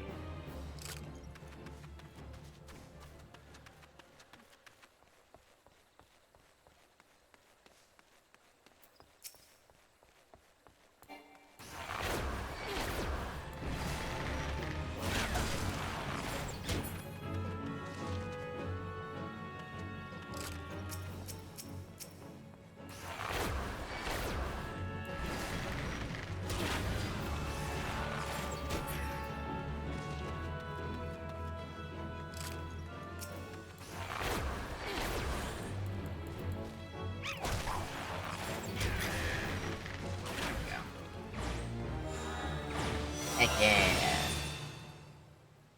Alright.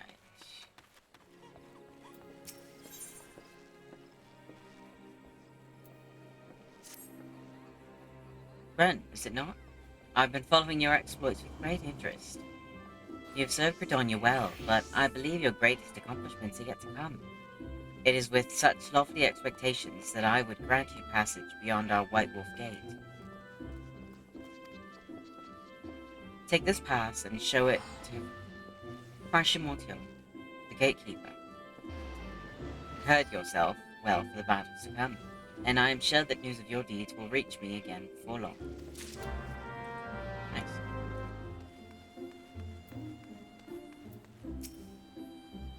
Only those who possess a gate pass may travel through the White Wolf Gate. It is for your own good.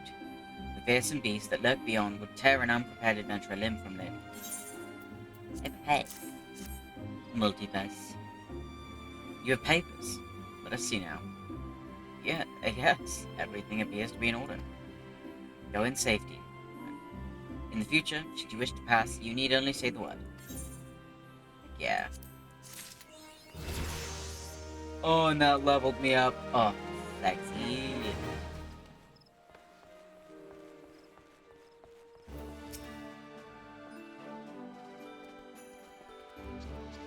Ren, it does my spirit well to see you returned. Word arrived but moments ago from the team at Nine Ives. Lest you worry, the 2 engineers are safely on their way. The lieutenant informs me that you were instrumental in the mission's success. Had you not found Engineer Biggs when you did, and helped us to rout the Garleans, things might have been very different. And all this before you were even inducted into the Order.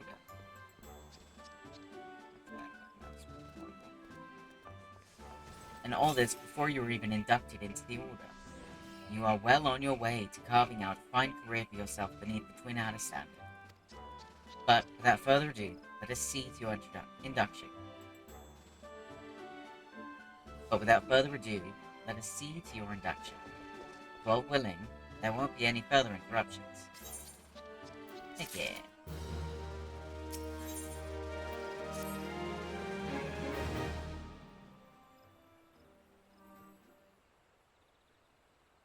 Protocol requires that I apprise you of who we are and what we do, after which I will invite you to swear an oath of your own free will.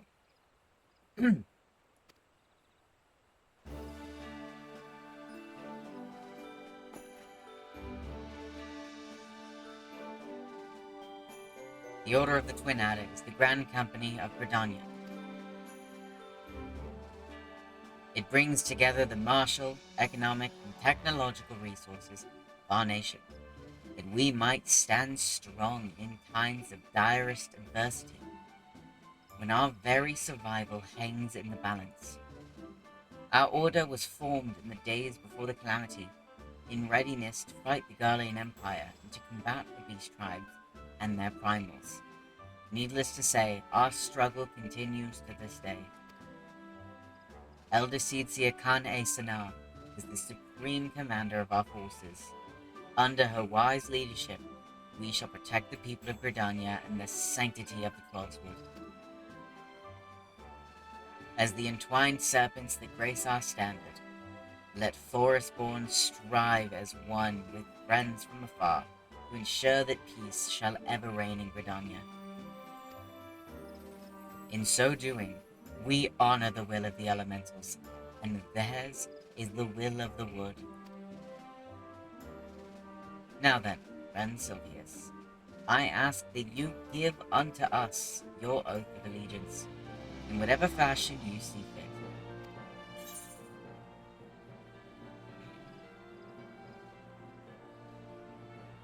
Wood's will be done.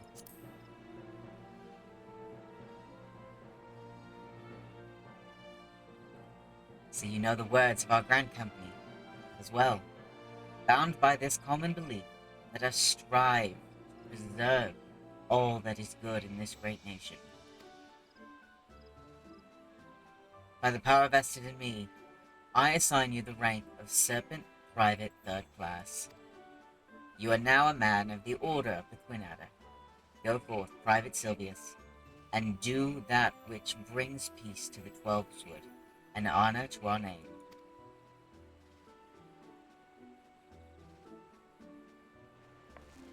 Hell yeah.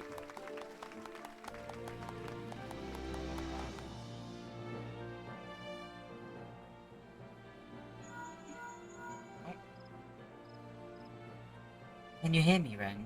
This is Manphiliac. This is Patrick. No.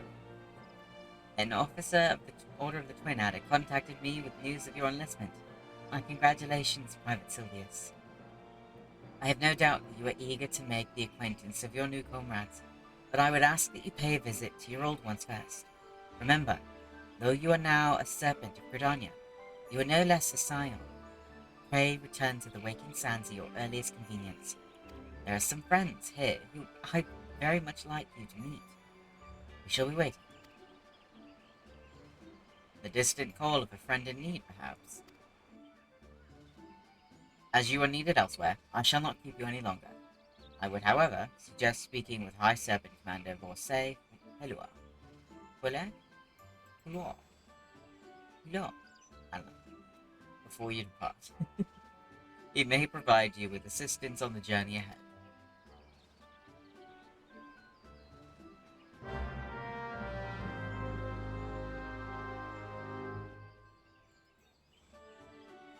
You may now accept the quest My Little Chocobo. I'm speaking with Eorzea Helua.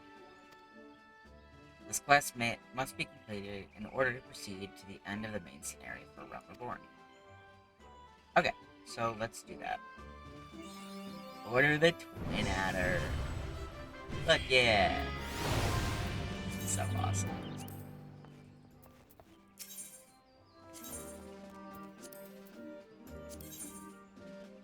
Eorzea believes it is past time you issued a personal chocolate. Private Sylvius. I understand you have been working tirelessly in Gridania's name. You are truly an example to your fellow servants. But tell me, have you ever felt as though you couldn't get to your destination quickly enough, that perhaps you could do with a swifter pair of legs? If so, you might consider getting a personal chocobo. You have yet to be issued your own bird, am I correct? Given your considerable talents, you should be able to obtain one in no time. Let me tell you how to go about it. First, you must obtain a Serpent Chocobo issuance by exchanging company seals with the Quartermaster. Once you have this deed, present it to our man Singer, and he will furnish you with a suitable bird. What's the other one? Listen well, Private Sylvius. The Order of the Twin Adder does not just welcome glory seekers willy-nilly into our ranks. You stand here today because we believe in your potential. We believe that you will go forth as a serpent and help restore order to a world gone mad. And yet, potential alone will not carry you far. Indeed, the road to glory is littered with the bodies of would-be heroes who lack the determination and diligence to hone their innate talents. But you will not suffer the same fate. I'm certain of it. It is with such high hopes for your future that I would send you to begin the next phase of your training.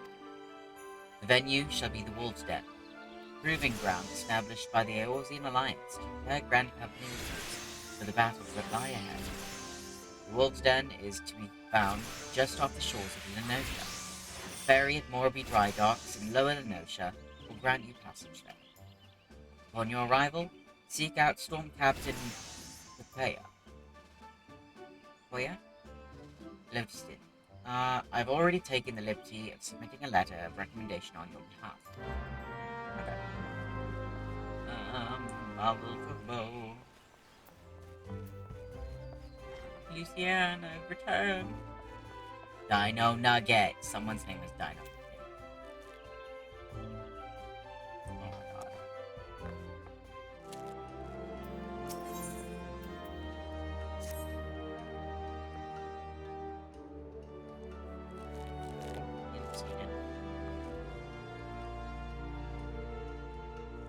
Thank the gods you've come, Ren. Perhaps you can talk some sense into this stubborn fool. Calm yourself, Sylvain. At least let us petition the Order of the Twin Adder for. There is no time, Lucian. Power would be long gone before their forces had even assembled. Alone I can move more swiftly, take these poachers by surprise, and force them to divulge her location. We understand how you feel, Sylvain, but this is too reckless. At least permit Ren and me to accompany you. You, the adventurer and the savage. You do not. You cannot understand. Sylvain. But I do understand. I know what it means to take pride in your home, to want more than anything to protect it, and to be consumed by guilt when you cannot. I see what you're going through, Sylvain, and I understand. This skill taught me to open my eyes and see clearly. I beg you, Sylvain, open yours. You have friends here, ready to fight. You have us. I've never considered you my friends. Do not follow me. So we're gonna follow. His lying certainly hasn't improved. If he honestly thinks he's doing us a favor by forbidding us from getting involved, he's an even bigger fool than I imagined. Come, Ren. To the South Shroud. Let's go! He may be a little shit, but he's our little shit.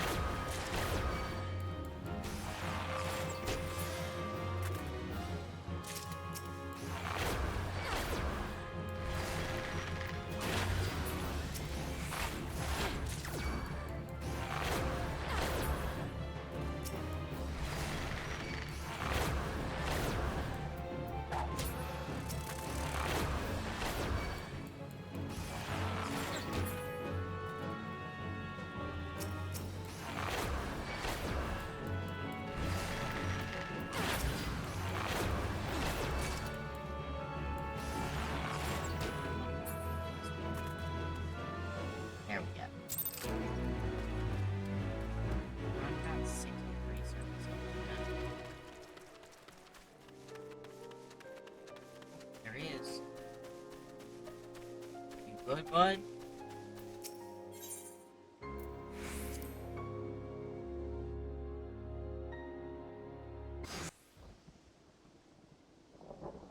Well, this is done. So bad. Lei? Ren? I told you not to follow me. I neither need nor want. Take me for a fool. You cannot conceal the truth from this archer's eye. Ren, the others are almost upon us. We must make our stand here and protect Sylvain.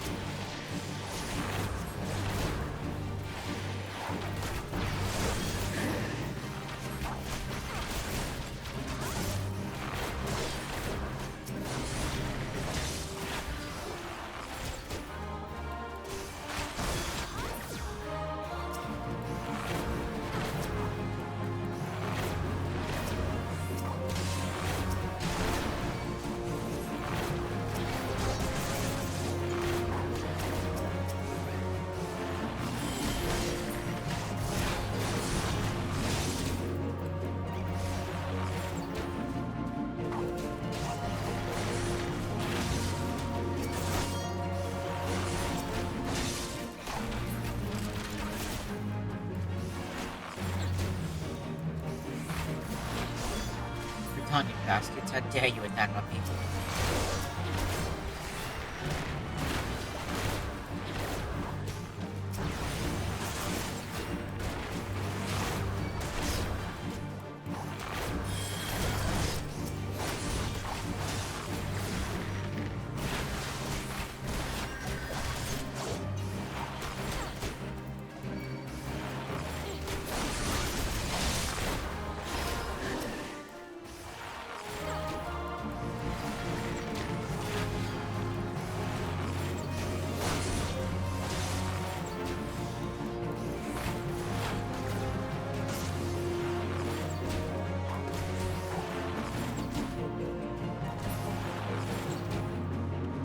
Good?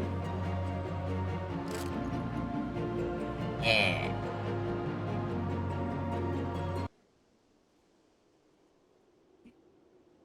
I told you, I do not need or want your assistance.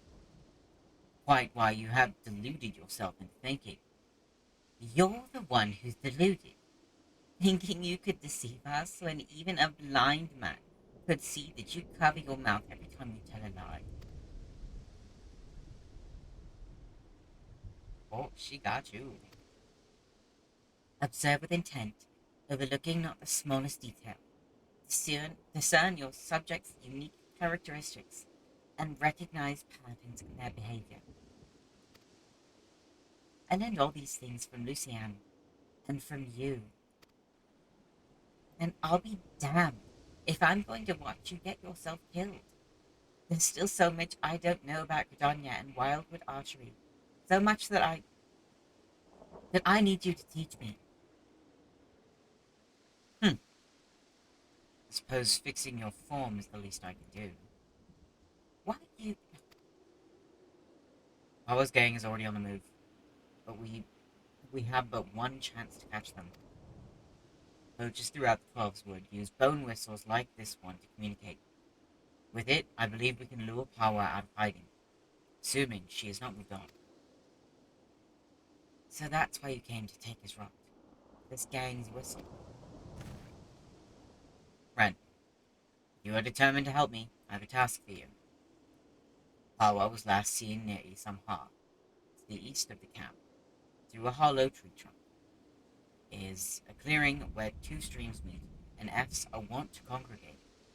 We will lay our trap there, and you will be the bait. Do not fear, Red. I swear on my honor as a Gridanian archer that no harm will come to you. I believe you. Even though you're a little bit of a dick sometimes.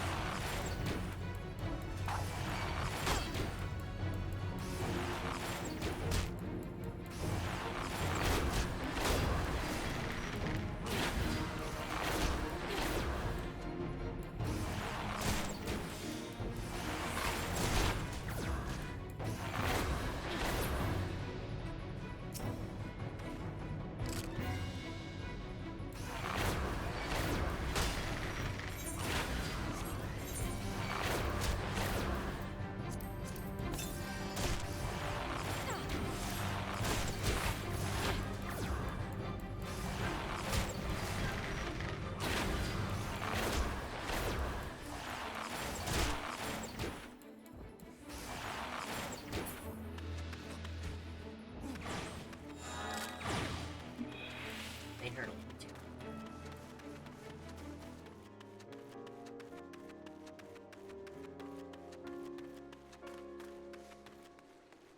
Yeah, let's get her.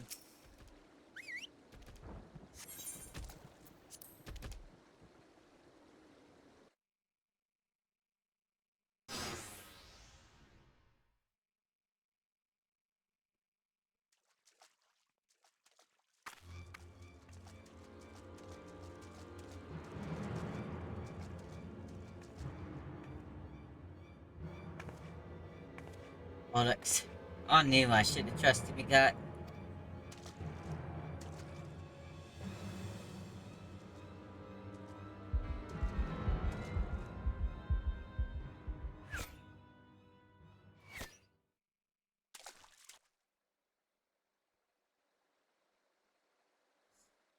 Some blokes just can't take a hint.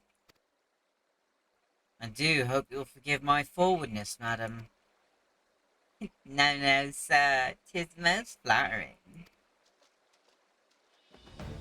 Would you agree, sisters? Why don't we show our gallant wildwood admirer and his mates just how much we appreciate their attentions?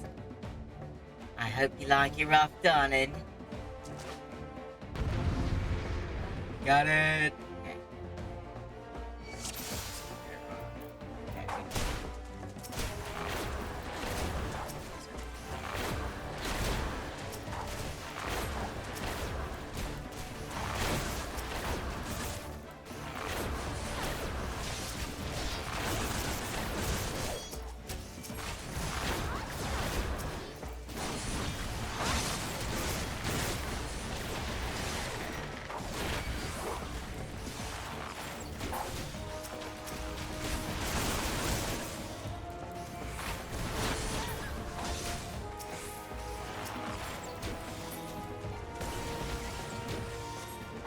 My sisters ain't do you like it? Too bloody picky, that's your trouble.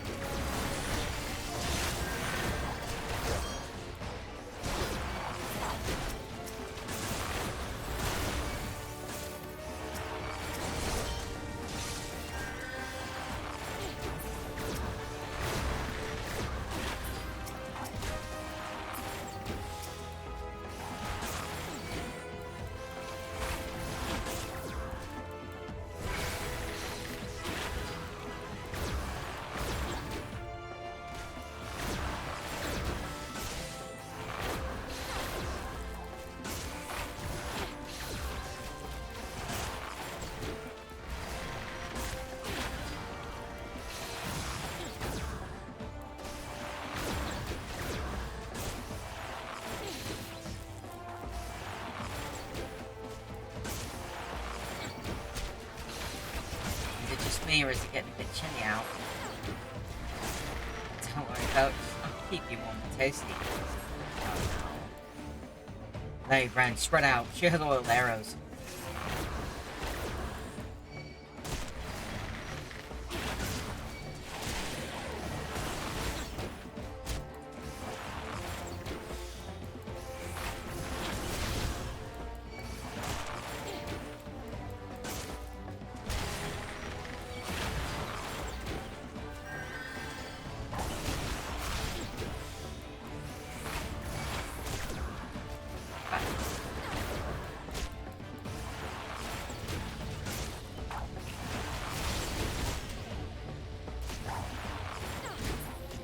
And you're done.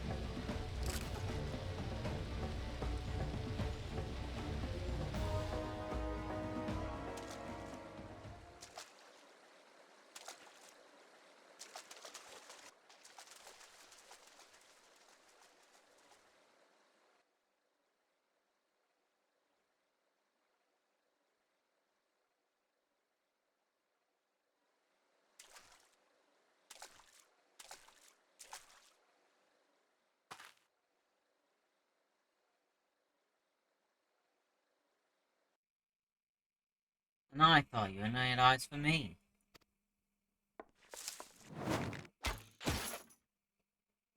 Oh.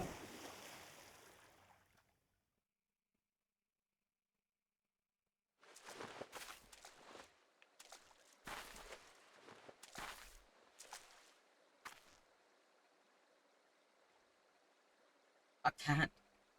I won't. And she's done.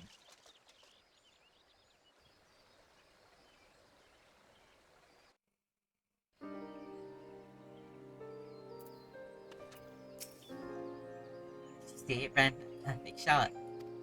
Lucian must hear of this. Let's hurry back to Gridania at once.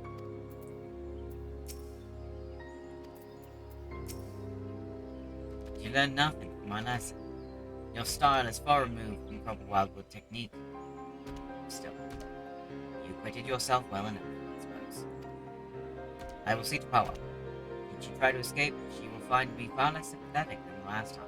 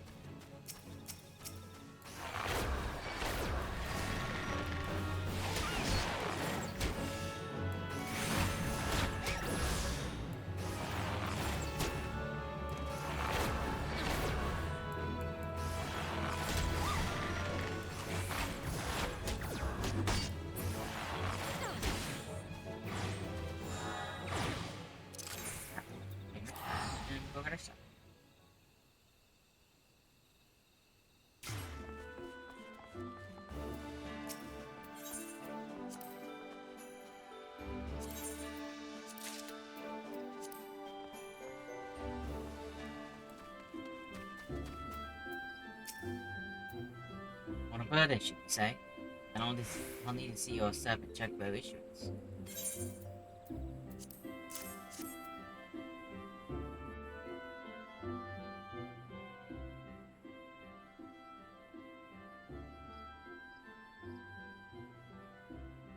Yes, everything appears to be in order.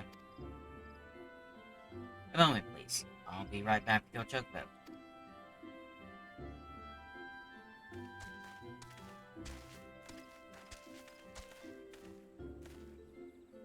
And here he is. The fellow has been in high spirits the past few bells. He must have sensed that his master was coming. Now then, to make it official, you'll want to give your noble steed a name.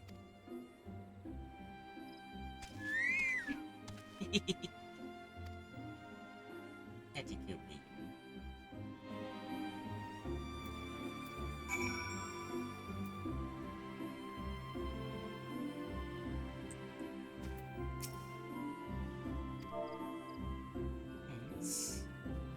Arian.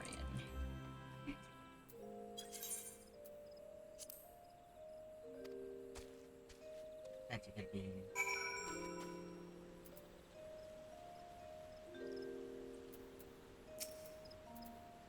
I dare say he likes his name. Here is your very own chocobo whistle. Simply blow into it, and your feathered friend will come bounding to your side.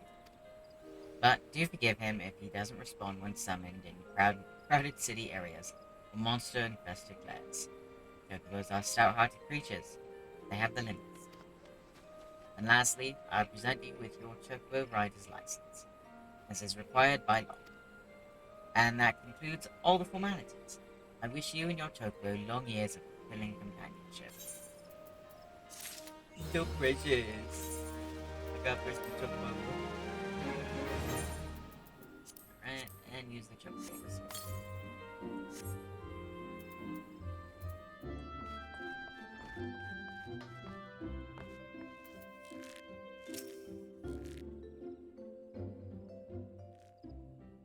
I'm relieved to see you again, Ram. Had the three of you not been united in purpose, Poamajuk would still be free, and one or more of you would surely be dead. I am so proud of you, Ren. Not only have you mastered our teachings, but you've also helped your guildmates regain the perspective that they had lost. For showing such compassion to your peers, I wish to teach you a new technique. Windbite. With Windbite, you can bring the power of the very air around you to bear against your opponents, and they will suffer on long after you have knocked your next arrow. It will serve you well in battle, I'm certain. All archers walk the same path, Ren, towards improvement and discovery. As long as you have the vision to see the path ahead, you will continue to mature and excel. Yet, we all grow weary and lose direction in time. When this befalls you, I have no doubt that you will find your way back to us. Trust in your eyes, Ren. They will never lead you astray. Hell yeah. That's pretty much all upgrades.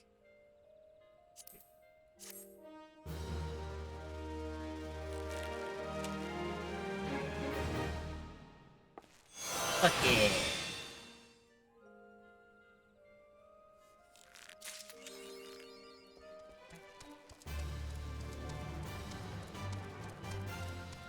Oh my god, the sway. I love that.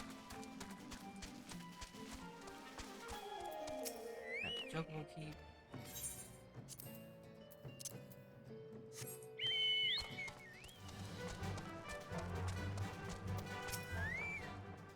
Skip is bound for the Wolves' Den. Might you care to join us? Yes.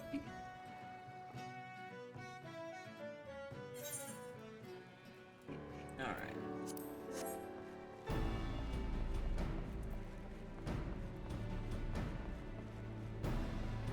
We're just gonna go assemble this.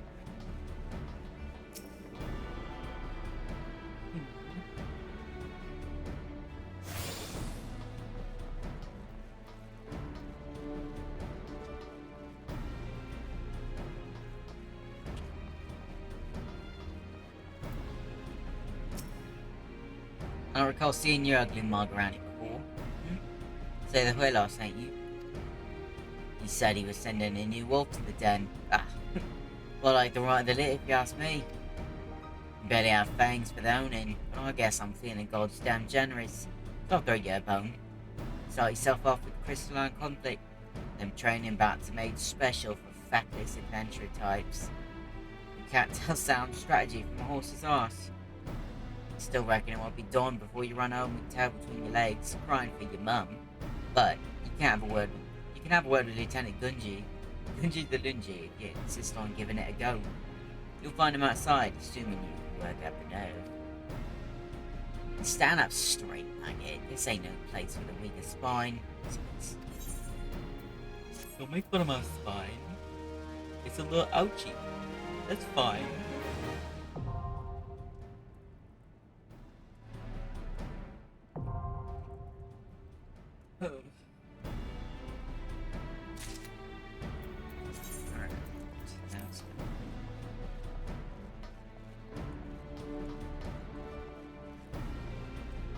And we'll just unlock this.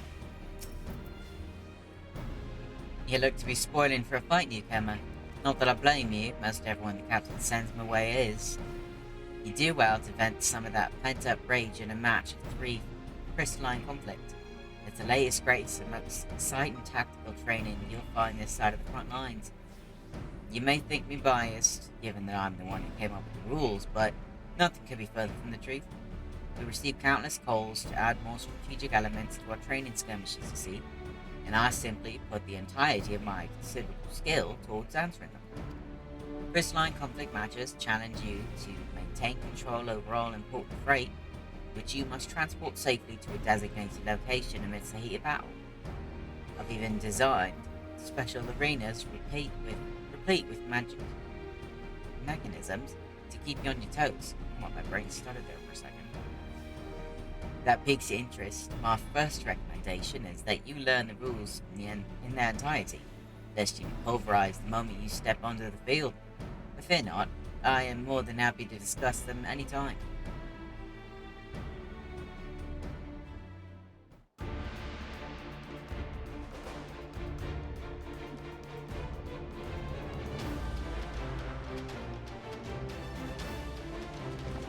So.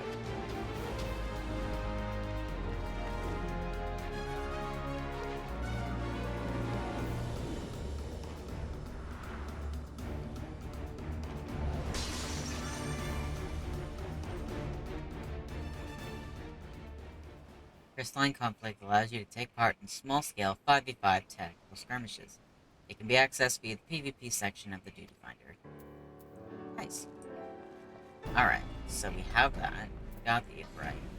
And there's no mini ones because it's a small area, right? Running the wings. Oh, right, wings. Okay, so it should unlock the other.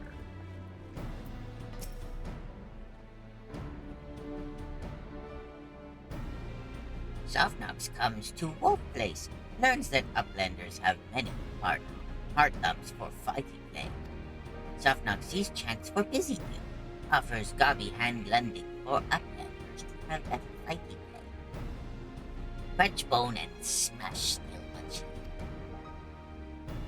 Now, new fighting play is born, name of rivalry.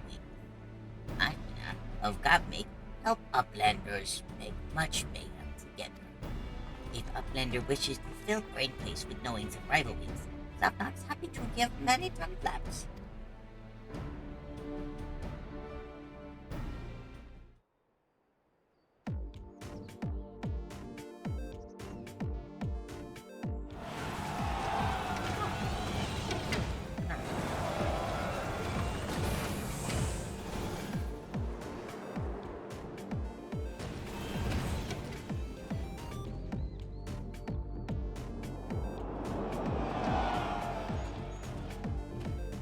The over thing, I never really knew that would go with it. That's Rival Wings unlocked. Alright, thank you. Now I must leave. So let's go back. Welcome back, friend. Lady Minfilia awaits you within.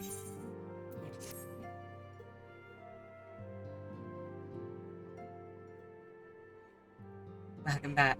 It seems you wasted no time putting your skills to work.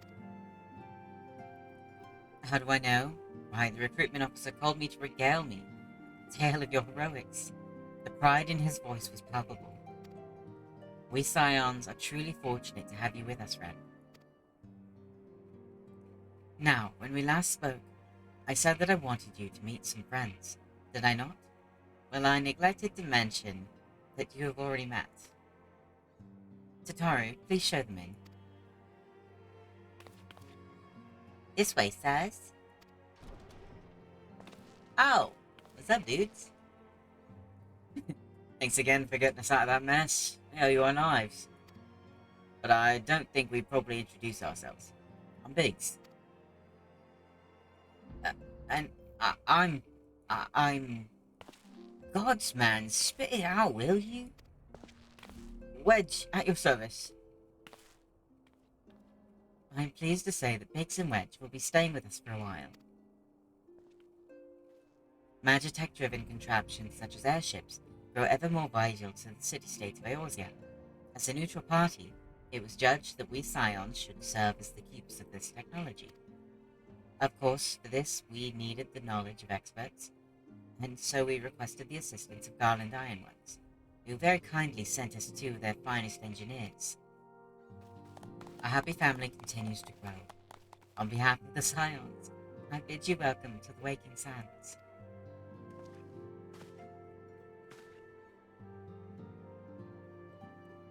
Like every soul here, I love Eorzea, and I count myself blessed to have been given this chance to stand with you all and fight for the future of the realm.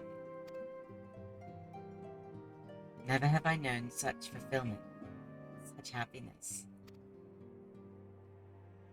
Thank you.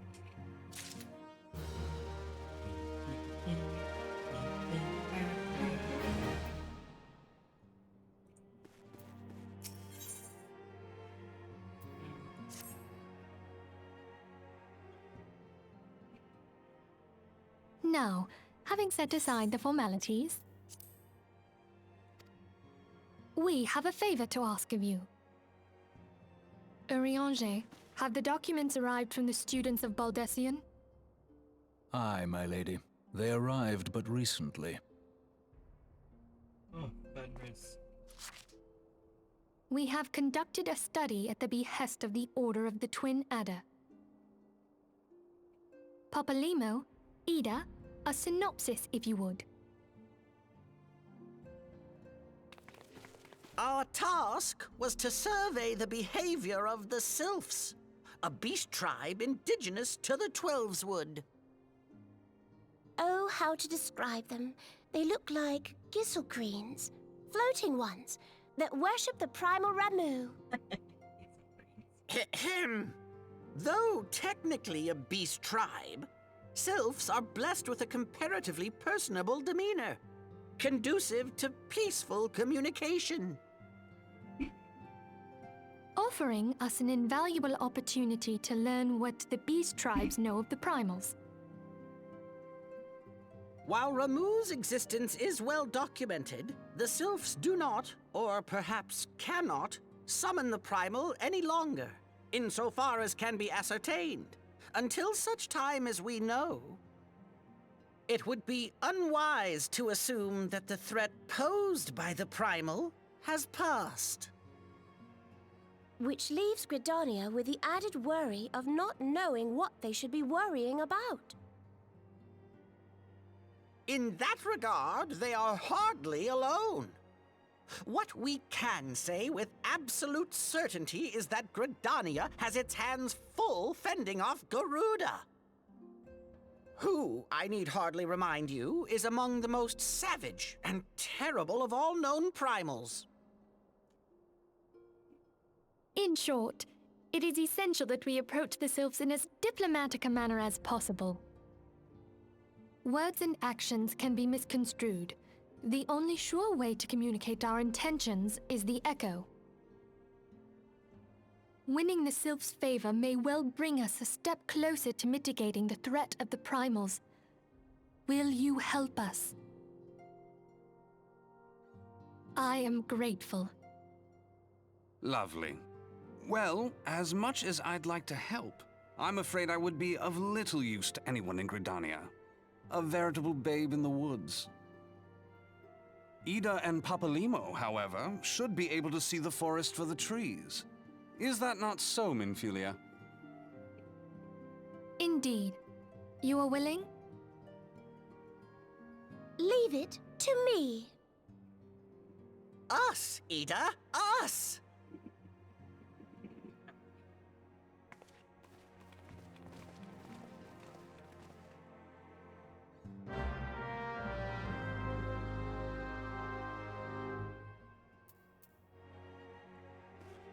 We are gonna go to South Shroud first. I didn't. So, go here and write down.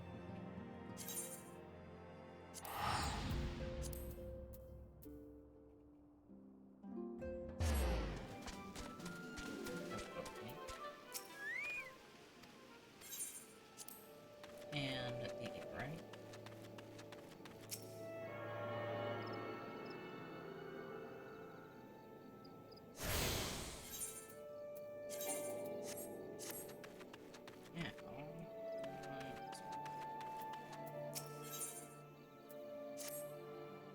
The unmistakable smell of chocobo clings to you, adventurer, but I'm correct in assuming that you have your own trusty steed. Aye, I thought so. Now tell me, is your bird battle trained? Aye, I thought so.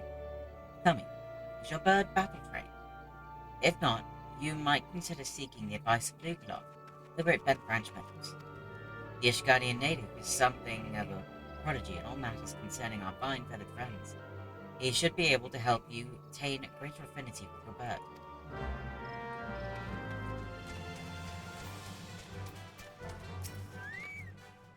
Good morrow to you, Ren.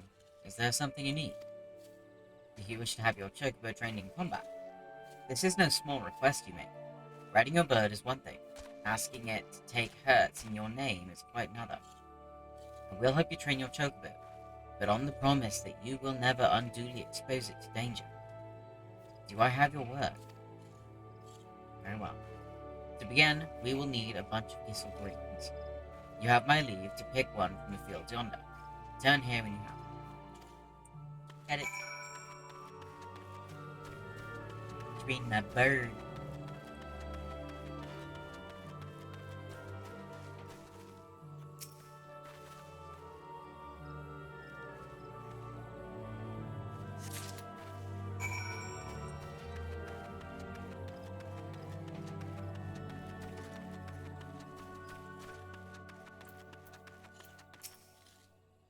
Have you acquired the greens? Superb. Then we shall get straight to it. Doubtless you already know this, but chocobos are highly fond of Gissel greens. They love the leafy vegetable so much, in fact, that they will completely forget their fears in the face of danger. Thus, by feeding your bird the greens, you can prevail upon it to fight beside you, and then, once cold, it will be up to you to direct its actions as you see fit. You will find that your chocobo innately responds to a number of general commands. Give your bird an order, and it will act accordingly, and to the best of its ability. This simple yet effective methodology was developed by the Fortong family, one of the foremost houses in Ishgard. And that concludes your lesson.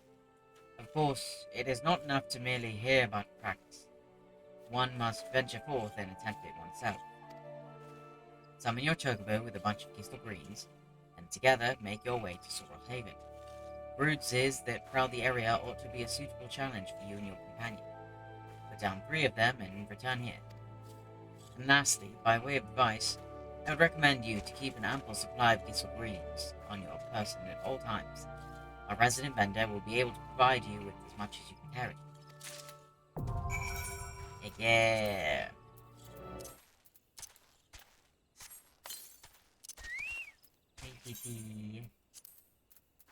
Alright, let's write down that club.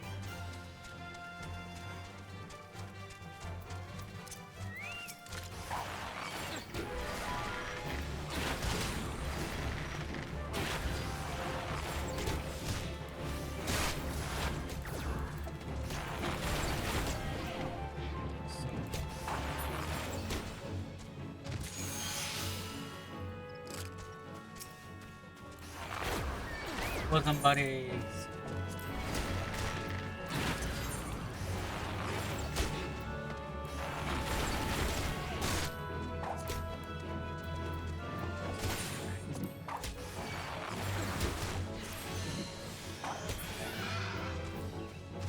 And one more.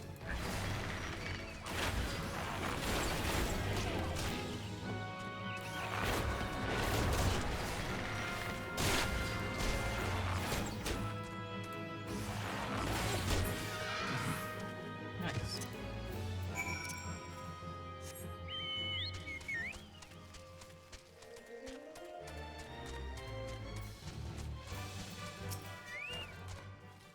You've successfully negotiated your first few battles with your chocobo. Well done. Tell me, how did it feel? Was it not supremely reassuring fighting with your feathered companion? Your chocobo can make up for your shortcomings, or build upon your strengths. Indeed, there are countless ways the two of you might complement one another. Through some experimentation, you will come to find the approach that serves you best. Before I forget, I have one last parting gift. A saddlebag for your chocobo. Carrying Gisselgreens about can be quite cumbersome, and there should be sufficient room for your personal belongings should the need arise. Pray it serves you well on your travels. You can now access the chocobo saddlebag in the supplementary storage window in the exit. Fuck yeah! So awesome. Hey. And I think that's where we're gonna end it for today. Thank you to everyone that came in and hung out. I really hope you had fun. Leave a like, subscribe, and comment down below what you want to see me play next. But I will see you guys next time.